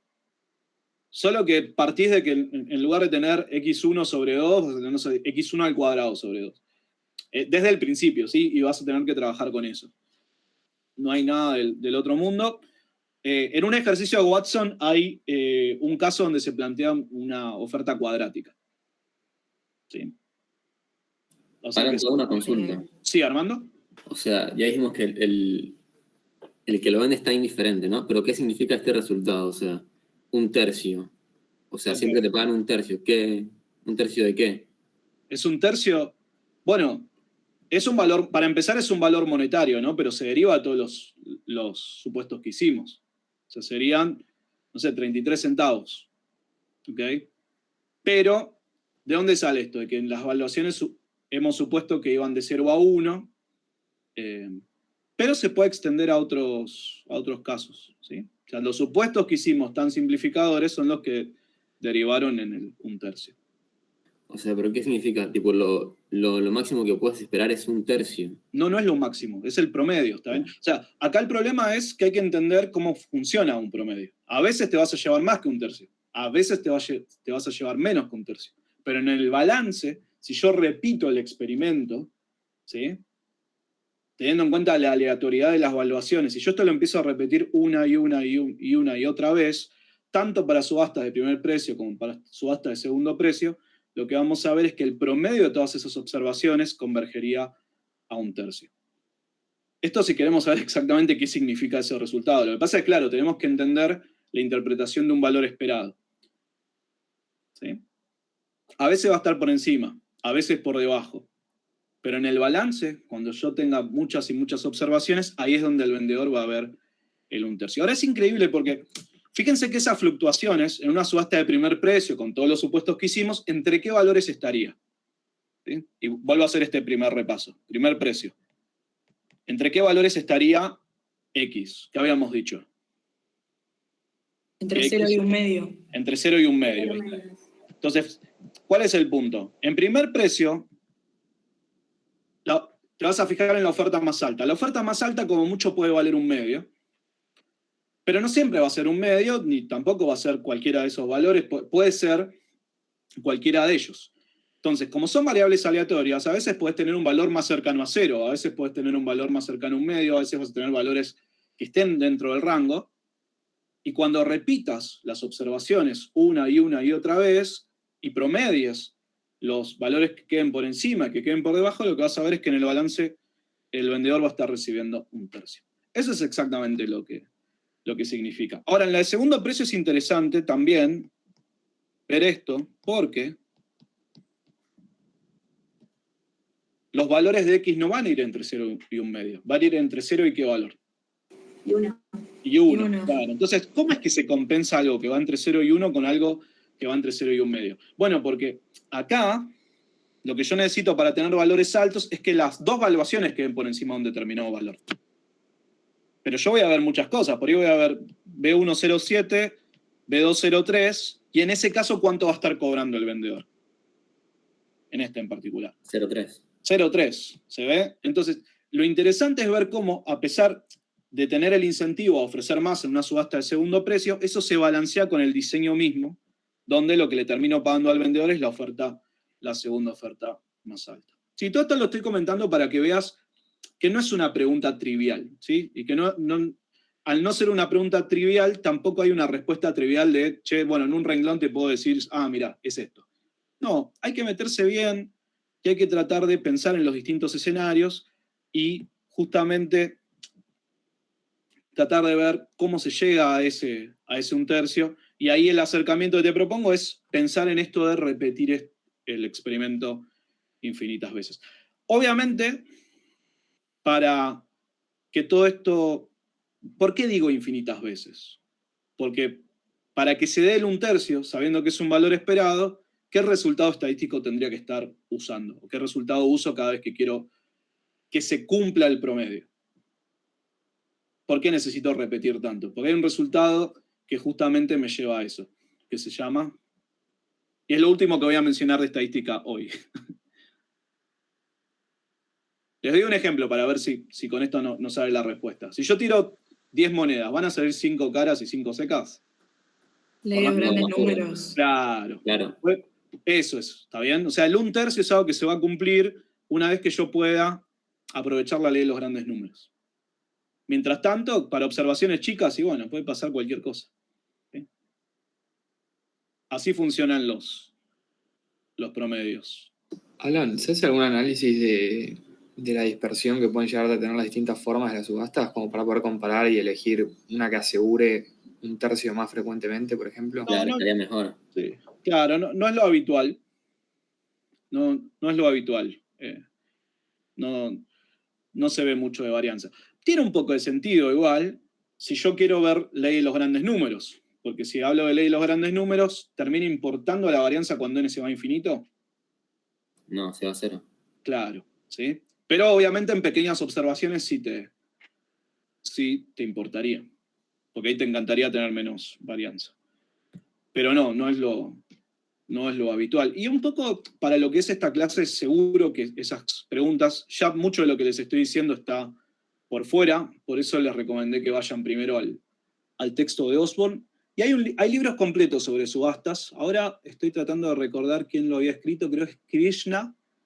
Sí, casi seguro que es Krishna quien escribió subastas. Y el capítulo, o la introducción al capítulo 1 es esto, directamente. Ni siquiera analiza los casos donde hay información completa. Sí, el año pasado le dieron el Nobel de Economía a Milgram, si no estoy mal, por esto, por subastas. Por subastas. Porque después, esta sería la puerta de entrada para pensar diseños de mecanismos, no tanto quizás cuando uno quiere vender un bien, pero sí cuando querés adjudicar de repente una obra, o cuando querés adjudicarle a una empresa que explote un determinado negocio en una región. ¿Sí? ¿Cuál sería el problema inverso de las subastas en ese sentido? Que va a tener las mismas características, pero miradas un poquito al revés. Y la licitación. Las licitaciones, exactamente. Entonces, todo lo que uno pueda aprender en subastas se puede extender rápidamente a licitaciones, en cuanto a diseños, en cuanto a preguntas como, bueno, ¿es mejor restringir la competencia, dar favoritismo, o es mejor permitir la entrada de más y más competidores? Bueno, siempre la respuesta es depende, pero la pregunta relevante es, bueno, ¿bajo qué condiciones sucederá una y sucederá otra? Bueno, y ahí es donde hay que empezar un poquito a meterse en esos casos más específicos. Estoy pensando que más a fondo, quizás en un curso de finanzas públicas podría verse algo de esto, aunque no creo. Y creo que debería ser directamente una optativa sobre subastas. En la organización industrial capaz que algo también podrías llegar a discutir. Bueno, tenemos tiempo, así que vamos, Cournot. Alan, ¿te puedo preguntar algo? Sí, Pamela. Volviendo al ejercicio. Al principio, vos planteaste, ¿no? El equilibrio bayesiano de Nash. Bueno, en realidad, ¿en qué caso? ¿En primer precio o en segundo? En primer precio, cuando dijiste que era un medio. Sí, en realidad lo planteé más bien como un spoiler. O sea, adelanté el resultado solo para que entiendan a dónde íbamos a llegar, pero no es que planteé eso como equilibrio desde el vamos. ¿Sí? Ok. No es que dijiste que hay que demostrar que... No, es que justamente eso es lo que dije, que sí, que íbamos a demostrarlo. Pero en la demostración yo partí de un caso más general, que era cualquier tipo de oferta lineal. Claro, mi pregunta es, ¿puede ocurrir que, no sé, en un ejercicio, en un parcial, vos ya plantees y digas que demostremos que se llega a ese equilibrio, o directamente encontrarlo desde el principio, sin saber cuál es? Claro, son dos tipos de preguntas. Yo podría pedirles que prueben esto, que es un equilibrio, y también podría pedirles que en ofertas lineales encuentren el equilibrio, que en este caso habrían llegado a lo mismo, ¿está bien? Se habría llegado a lo mismo. Sí, son dos formas de plantear una posible pregunta de examen. De nada. Bien, vamos a Cournot finalmente, que es lo que quería que demos hoy. Vamos a empezar también discutiendo un caso sencillo, como para que nos alcance bien el tiempo. Y vamos a pensar en un Cournot con dos firmas. Cournot. Firma 1 y firma 2. Para la firma 1 voy a asumir un costo marginal igual a 20. Que ese va a ser de público conocimiento, o sea, la firma 2 también lo va a conocer, pero vamos a permitir que la firma 2 pueda tener dos costos marginales. Un costo marginal alto, o sea, podemos llamarlo C sub 2H, 30, y un costo marginal bajo, 10. Acá no sé qué tan bueno es lo que voy a hacer, pero en aras de simplicidad, ¿qué probabilidades voy a asumir para estas dos? 50 y 50. También podrían haber sido cualquier otro número. Incluso esto se hace genérico. Creo que en Osborne está hecho genérico. Watson me parece que no, que trabaja directamente con números más sencillos. Para que se entienda la idea es mejor trabajar con números sencillos y después una vez que uno vio a dónde va la cosa, sí es bueno meterse con los casos más genéricos y ver qué da, qué cambia. ¿Qué necesitamos? Una demanda inversa. ¿Cuál es la demanda? Consulta. ¿Qué son los supraíndices que están en C2? En C2, los supraíndices son si va H y L, si va a tener costos altos o bajos, high and low. Ahí. Listo, gracias. Es eso. Y vamos a poner que la demanda inversa es 140 menos 2 por 1 más Q2. Ahí está. Y ya estamos. Con todos esos supuestos ya podemos hacer nuestro análisis. La firma 1 va a desconocer el costo de la 2, pero sí va a saber cuáles son los posibles costos, 30 y 10, y su distribución de probabilidades. O sea, algo de información tenemos que conservar para el jugador 1, para la firma 1 en nuestro análisis, pues si no, realmente no podríamos hacer nada. Lo que les voy a mostrar es cómo se plantean los problemas de ambas firmas. Entonces, vamos a empezar con la de la 1, que creo que es lo que tiene lo nuevo. La firma 1 va a maximizar su utilidad esperada, o su beneficio esperado en este caso, eligiendo Q sub 1. Ahora, ¿qué pasa? La firma 1 sabe que hay como dos escenarios posibles, dos juegos posibles, en los cuales en uno de ellos esté enfrentando una firma de costos altos y en otro esté enfrentando una firma de costos bajos. Entonces, antes de arrancar con esto, la firma 1 simplemente va a elegir Q sub 1. Esa va a ser su única variable a definir. Mientras que la firma 2 va a tener que elegir dos valores, un Q sub 2L y un Q sub 2H. ¿Está bien? O sea, cuando tenga costos bajos va a elegir un valor y cuando tenga costos altos puede elegir otro. ¿Está bien? O sea, el plan contingente completo de la firma 2 implica que puede elegir un valor para cada uno de sus costos. Con esto respetamos la nomenclatura que veníamos usando en estos juegos, ¿no? Una acción para cada tipo de jugador, en este caso una acción para cada tipo de firma.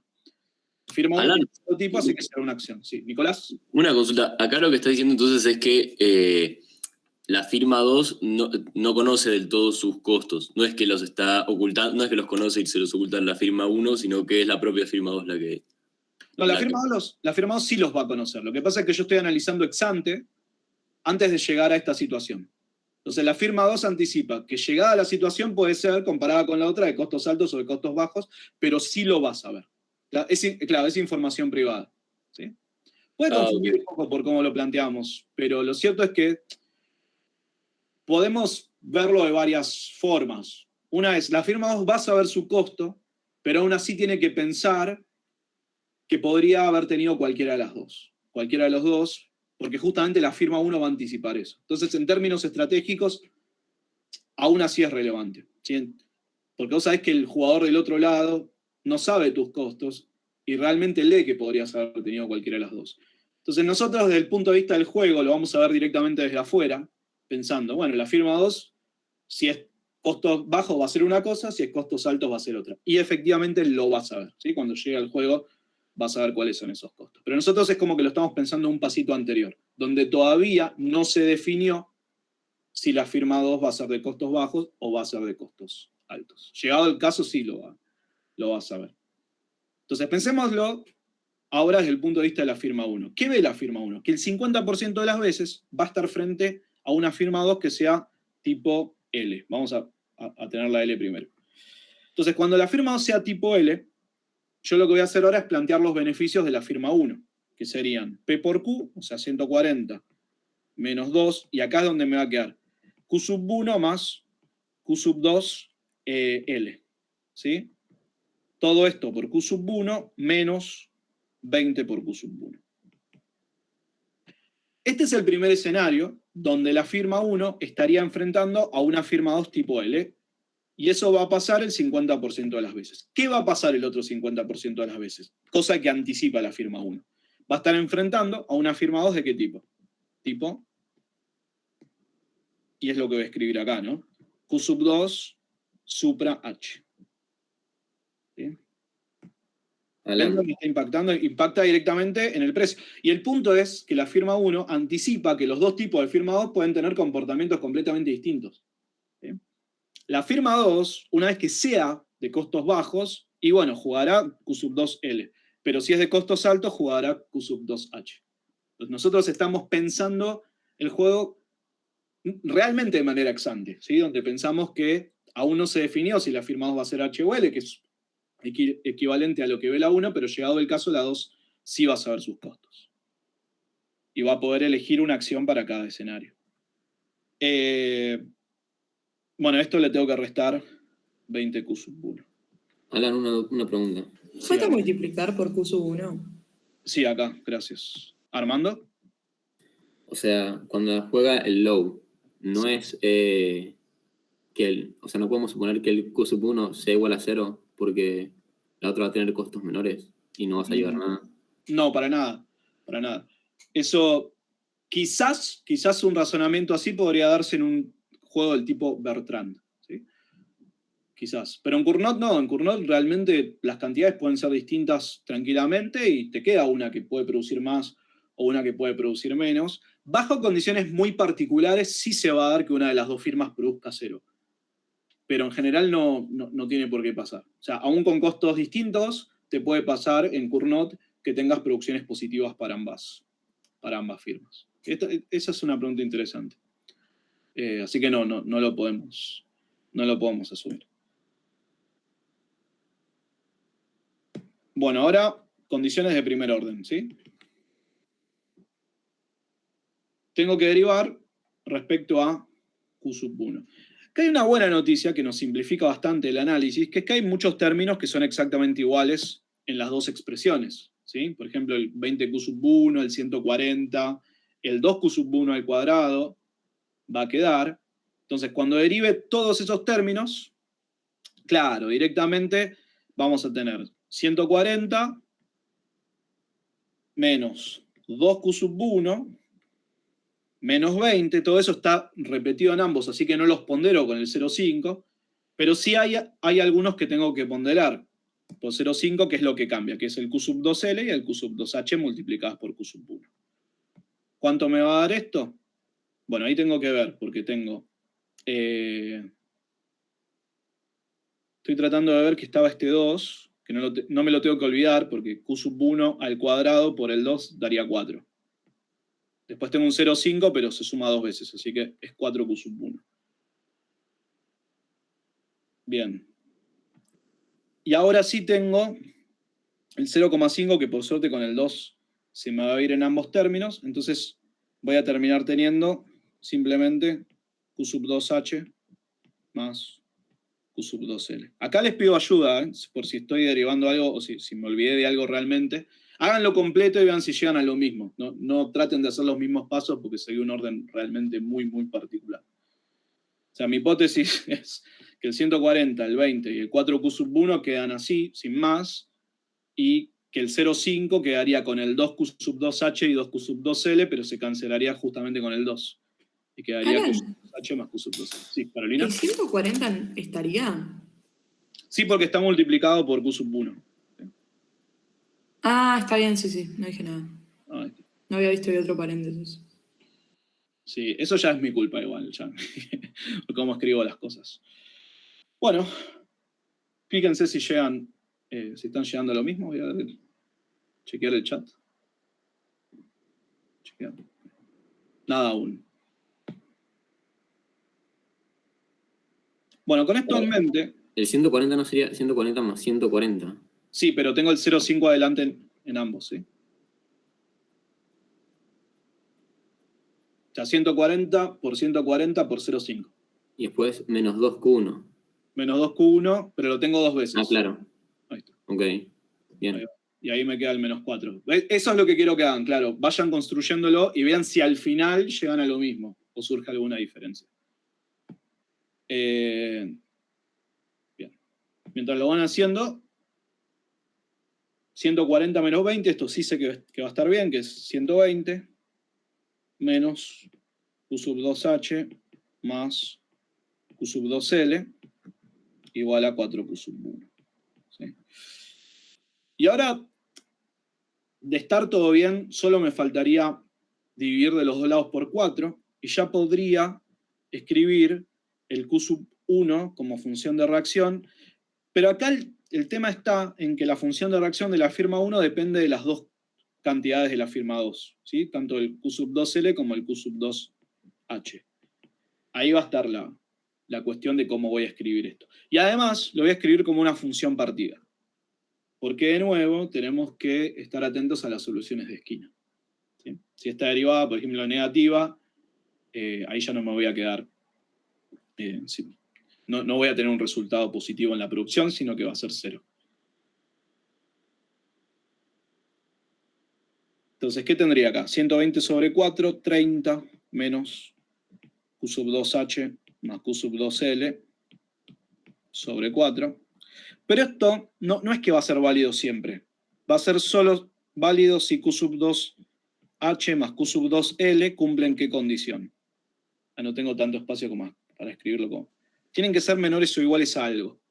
No tienen que ser muy pero muy grandes. ¿Sería 7,5? Claro. No, al revés. No, al revés. Tendría que ser 120. Ahí está, 120. Sí. Porque 120 sobre 4 nos daría 30 justo. ¿Sí? O sea que si la suma de esas cantidades es 120, es menor a 120, la firma 1 produciría. Y en caso contrario, ¿qué pasaría?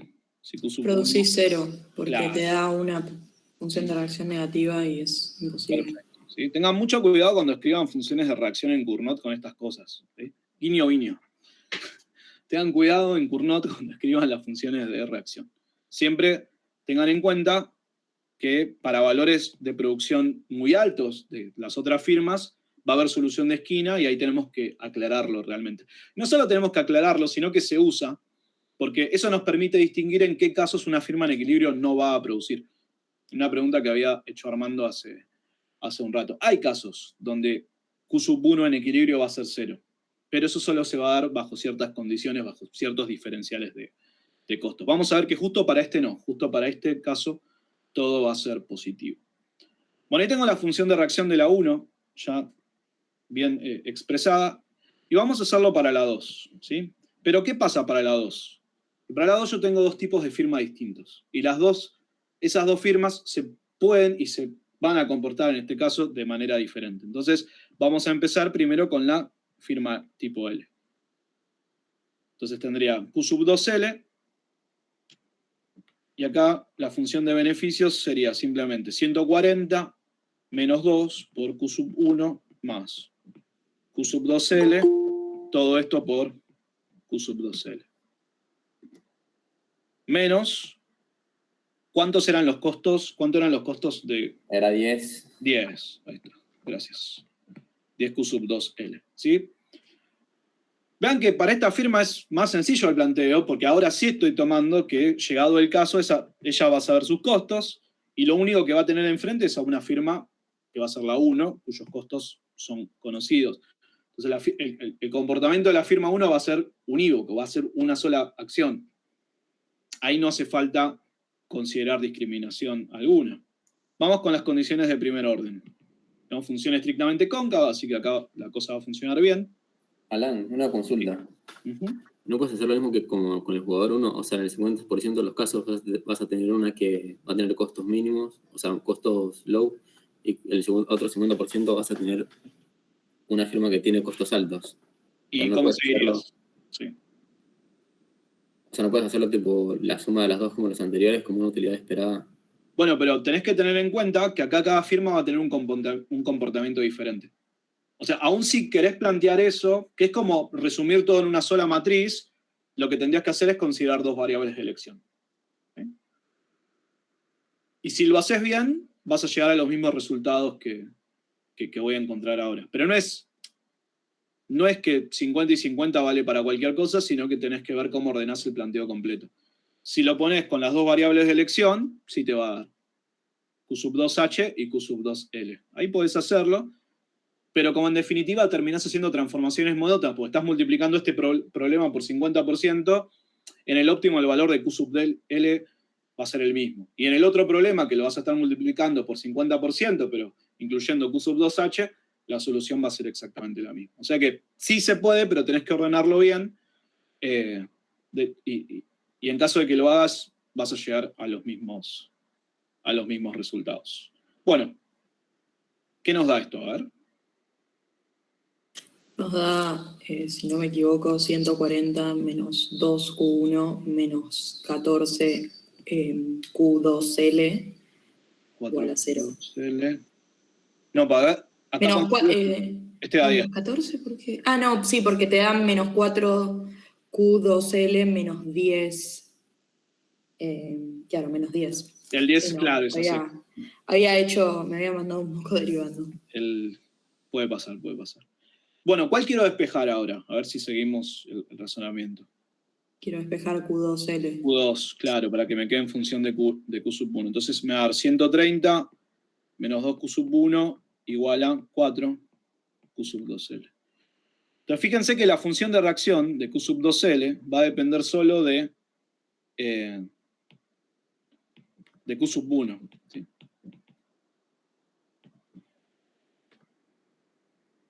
¿Y qué me queda? Bueno, me queda 130 sobre 4, que no es el número más generoso de la historia, menos Q sub 1 sobre 2. Y esto es válido solo si Q sub 1 es, lo escribo un poco arriba, no tengo espacio por cómo lo organice. Si Q sub 1 es menor o igual a ¿cuánto? 130 medios, ¿sería? 130 medios, ahí está, porque queda claro. Sí. Ahí está. 130 medios, que ese se puede hacer, ¿no? 65. Y esta en realidad sería 65 medios, el 130 cuartos, para verlo un poco más claro, ¿no? 65 medios. Si Q sub 1 es menor a 65, estoy igual. Ok, y en caso contrario, Q sub 2L va a ser 0, ¿no? Sí, Q sub 1 es mayor a 65. Bueno, de a poco nos vamos acercando al final, pero hay una buena noticia, y es que cuando lo haga con la firma 2, tipo H, el razonamiento ¿cómo va a ser? Va a ser exactamente igual que este. Pero ¿qué es lo único que va a cambiar? Que este 10, en lugar de ser un 10, ¿qué valor va a tomar? Va a ser un 30. Un 30, ¿sí? Y cuando haga 140 menos 30, me va a quedar 110. O sea, lo que acá era 130, para la firma 2 tipo H, va a ser 110. Que dividido 2 nos va a dar 55. Entonces, esto lo dejo para que después lo hagan completo, pero lo escribimos así podemos tener una pequeña... Así llegamos bien con el tiempo. Q sub 2 H, en función de Q sub 1, va a terminar siendo 55 medios, o 55 menos Q sub 1 sobre 2, si Q sub 1 es menor o igual a 55, y 0, si Q sub 1 es mayor a 55. Me alegra que no me hayan hecho una pregunta todavía, que siempre aparecen en estos casos, que es, ¿por qué el igual lo dejo arriba? Así que se las hago, a propósito. Es lo mismo, ¿no? Va a ser. Es lo mismo. Sí, efectivamente es lo mismo por una cuestión de continuidad que estamos teniendo. Como justo en Q sub 1 da 0, el igual da exactamente lo mismo ponerlo arriba que abajo. Esa es la respuesta. Bueno, ¿qué sigue? A ver, tengo las 3 funciones de reacción. ¿Y ahora? ¿Las tengo que? ¿Igualar? Tengo que igualar. Claro, sí, las tengo... No, igualar no. Justo no es igualar. Sino que es... Las sumás. Sí, intersectarlas. Claro, con el sí. método que quieran, pero no igualarlas porque si yo igualo, claro, Intersecar. Claro, vas a forzar a que todas las cantidades sean iguales. Y eso solamente funciona en qué casos? En los casos donde los costos son... No, tenemos, por ejemplo, en la unidad 1, que los costos sean simétricos. ¿Sí? Ahí sí funciona igualar, pero no... Sí. Es bueno que lo hayan propuesto. Olvídense de igualar, ¿está bien? En cualquier Cournot. Después prueben al final si justo las cantidades eran iguales, que en algunos casos lo va a hacer, en el caso simétrico, pero es algo que hay que probar. Entonces, no igualen Q sub 1 a Q sub 2, a Q sub 2, sino que sí trabajemos con sustitución. No sabemos si van a ser iguales. Entonces, vamos a tratar de chequear primero si hay solución interior. O sea, en las cuales, si hay solución interior, efectivamente, las 3 funciones se van a cumplir en el tramo de arriba. Entonces, ¿qué es lo que vamos a tener? Vamos a tener que Q sub 1 sería igual a 30 menos Q sub 2H más Q sub 2L sobre 4. Pero a su vez, tengo cuánto vale Q sub 2H y Q sub 2L. Déjenme reexpresar esto. Voy a quedarme con el 4Q sub 1 del lado izquierdo y acá me voy a quedar con el 120 que había simplificado antes. Eso para que me quede un poquito de espacio y no tener que escribir el 4 como denominador de algo que ya va a tener un denominador. Ya en este punto igual lo pueden hacer como quieran. ¿Qué es Q sub 2H? Bueno, justo Q sub 2H es el que tengo arriba. Si va a ser interior, 55 menos Q sub 1 sobre 2. Y Q sub L, 65 menos Q sub 1 sobre 2. Bueno, acá sí tenemos una buena noticia, porque ¿cuántas incógnitas hay en esa ecuación? ¿Solo? Solo una. Entonces, ahora sí lo puedo resolver sin más. Puedo hacer denominador común 2. Entonces me va a quedar 240 menos 55 menos 65, que creo que es 120 directamente. O sea, tendría 120 menos, más, perdón, Q sub 1, más otra vez Q sub 1, todo sobre 2. Chequen si llegan a lo mismo, ¿sí? A veces puedo ser bastante relajado cuando hago esto.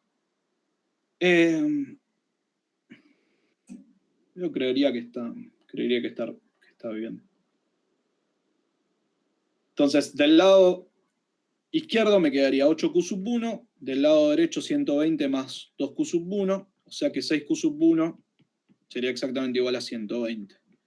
Q sub 1 en equilibrio estaría dando 20.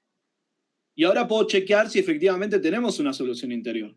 Para eso vamos a reemplazar Q sub 1, el Q sub 1 que encontramos, en las otras expresiones, a ver si no encontramos ningún problema. Alan, una pregunta. Sí. ¿No sería Q sub 1 en vez de 2Q sub 1? No, porque este 2 lo moví al otro lado. O sea, eso depende de cómo organices el 2. Sí. Podía ser, tranquilamente podía ser, pero ahí tenía que conservar el 4Q sub 1 y el 120 transformarlo en... No, porque me dio distinto, pero debo haber hecho algún error. Me dio 12. Voy a meterme en el otro. Sería 4Q sub 1 y ahí distribuyo el 2. Sería 60 más Q sub 1.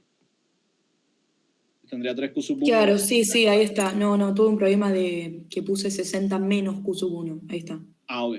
Claro, porque sí, las Q sub 1 se volvían positivas. ¿Qué quería hacer ahora? Querías ver si daba realmente que Q sub 1 fuese menor o igual a 55. Claro, y lo es, ¿no? Porque sí, dado que es 20, ya sé que va a ser interior. Entonces puedo reemplazar y obtener Q sub 2H y Q sub 2L en equilibrio. ¿Cuánto es Q sub 2H en equilibrio? Reemplazo arriba, con el vago, ¿no? 55 menos 20 sobre 2. Este no es muy generoso. 35 medios, o 17,5. ¿Sí? Acá vemos que la H en este caso, por cómo la definimos, termina produciendo menos que la firma 1. ¿Sí? Y la L, si no estoy mal, va a producir más, porque ahora sí vamos a tener 65 menos 20 sobre 2, que nos va a dar 45 medios, que es 22,5. Bien, y con esto tenemos finalmente el equilibrio bayesiano de Nash de este juego, que son ni más ni menos que las tres producciones que acabamos de encontrar. 20 para la firma 1, y para las firmas tipo 2, 22,5 para la tipo L, y 17,5 para la tipo H. O sea, esta es Q sub 2L, esta es Q sub 2H. Bueno, con esto hemos cumplido el objetivo que tenía para el día. Si hubiésemos tenido 15 minutos más, les habría mostrado quizás algún juego, pero ya no de bayesiano, sino de lo anterior. Así que bueno, veremos si después, la semana que viene, si tenemos tiempo para hacerlo. Con la clase de hoy, de hecho, hemos terminado los temas que entrarían para el primer parcial. O sea, el primer parcial es hasta bayesianos. Todo lo que corresponde a juegos dinámicos, que la obra ya está arrancando, eso segunda parte. O sea que por hoy hemos cerrado. Les dejo un par de tareas para que traten de ver, porque estas cosas han aparecido en exámenes anteriores, y es ver qué pasa con la subasta de primer precio y segundo precio, como las hemos trabajado, o sea, con distribución uniforme, cuando hay más de 2 jugadores, cuando hay 3, cuando hay 4, cuando hay N. Creo que esa tarea va a valer la pena en cuanto a ver cómo es la oferta óptima y ver cómo es el ingreso esperado del vendedor. Con esto cierro por hoy, así que les deseo un buen fin de semana y nos encontraremos ya en octubre. Chau, chau. Alan, una pregunta. Sí. ¿Hasta qué día es el primer parcial? El primer parcial teníamos la fecha, ahora no me acuerdo exactamente. No. ¿Cómo? ¿Hasta qué guía? Es hasta la guía 3. Ok. Y otra consulta. ¿No nos podemos dar de baja en el parcialito? No se puede. Justamente la idea era que si no lo iban a hacer, no se anoten. ¿Sí? Pero tengo que ser claro con esto, así que no se pueden dar de baja. Pueden no entregarlo, pero no entregarlo implicaría un 0. Digo, eso es libre. Cualquiera lo puede decidir hacer, obviamente no les vamos a decir nada. Pero lo que sí es, una vez que ya se anotaron en la lista para hacerlo, ya les está ponderando el 10% la nota que obtengan. Bueno. Se entrega en un PDF escaneado, ¿no? Tipo, lo hacemos en una hoja. Ok, sí. Como el parcial. Exacto. Perdón. Están las reglas del parcialito en esto. Es un PDF escaneado. No, pero no es... Claro, es un PDF. Pero es un PDF que se haya trabajado en base a un editor de texto. Estoy tratando de ver... Lo que puede ser en Word. Sí, en Word puede ser. Exactamente. Okay. ¿Sí? O sea, no es a mano, digo. No es a mano, exactamente. Claro. El parcial sí va a ser a mano, pero el parcialito no. Este lo tienen que escribir prolijamente. Veo que no, por alguna razón... Eso, creo. Sí, voy a ir al Classroom un segundo. Sí, no aparece en las condiciones cómo entregarlo. Voy a ir al Classroom. Bien. Déjenme chequear esto un segundo. Déjenme chequear esto. A ver. Vamos a ver. A ver que esto no.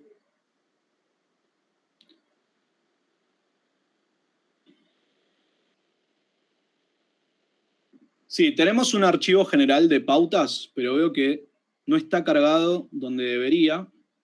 Está bien entonces la pregunta. Voy a hablar con... Sí, lo subió Barta al principio de... Lo subió, pero sí, está subido, o sea, el primer archivo cargado en el Classroom, tipo la primera publicación, es las reglas de parcialito y las reglas de curso que subió Matías. Ahí está. Pero lo subió Matías como en una publicación de él. Claro, en una publicación. Correcto. Creo que no están subidos tipo en la parte de trabajo. Como en la parte de trabajos prácticos. Bien, eso me deja tranquilo porque por lo menos podemos confirmar que estaba subido. Así que gracias, Carolina, por esto. No sé qué tan popular. Sí, el 18 de agosto hay una publicación de Matías donde hay 2 archivos. Uno de pautas del curso y otro de pautas del parcialito. ¿Sí? Ahí está. A ese archivo yo hacía referencia. Lo que voy a hacer ya es publicarlo en la parte de Classroom, pero léanlo que está el tema de que número de grupo, está el formato en .pdf, el nombre del archivo, cómo tienen que subirlo, el tema de plagio, tema de los formatos, y lo principal que me estaban preguntando recién, sí, se tiene que hacer en base a un editor de texto, que puede ser, por ejemplo, Word, o puede ser Google Docs, o cualquiera que tengan a mano. También les sugerimos LaTeX, si es que no lo han usado nunca, porque siempre puede ser un buen momento para entrar, pero bajo ningún concepto está permitido insertar fotografías, ni siquiera para gráficos en caso de requerirlo. Así que bueno, eso es todo. Pero lo que voy a hacer para que sea un poquito más claro es descargar esto y ya dejarlo. Lo voy a hacer más tarde, pero está ahí, el primer mensaje del curso. ¿Te hago una consulta? Sí. Si el compañero que me asignaron para hacer el parcial no se presenta, ¿lo puedo presentar yo solo el parcial? ¿No hay problema? Sí, efectivamente. Ahí aclarás, para ayudarnos a nosotros, ahí te vamos a pedir que aclares que lo estás haciendo solo. ¿Sí? Okay. Así nosotros después no imputamos una nota que no va, o sea, que sería la tuya correspondería, pero por haber hecho el trabajo solo, sin ayuda, bueno, la nota sería para vos. Ok, gracias. De nada. Bueno, jóvenes, espero que con esto hayamos saldado las dudas. Sí. Ahí está. Los gráficos en algún programa sí se puede hacer, exactamente. Gráficos, lo que no se aceptan son fotos de gráficos hechos a mano. Y el número de grupo entiendo que ya lo... Bueno, le voy a escribir a Matías para verificar esto, pero... Está subido también. Ah, está subido. Genial. Vamos a ver que... Perfecto. Perfecto, está. Pero busquen, revisen porque es muy probable que estén en mensaje, en algún mensaje en el tablón directamente, y no en la sección de trabajos de clase.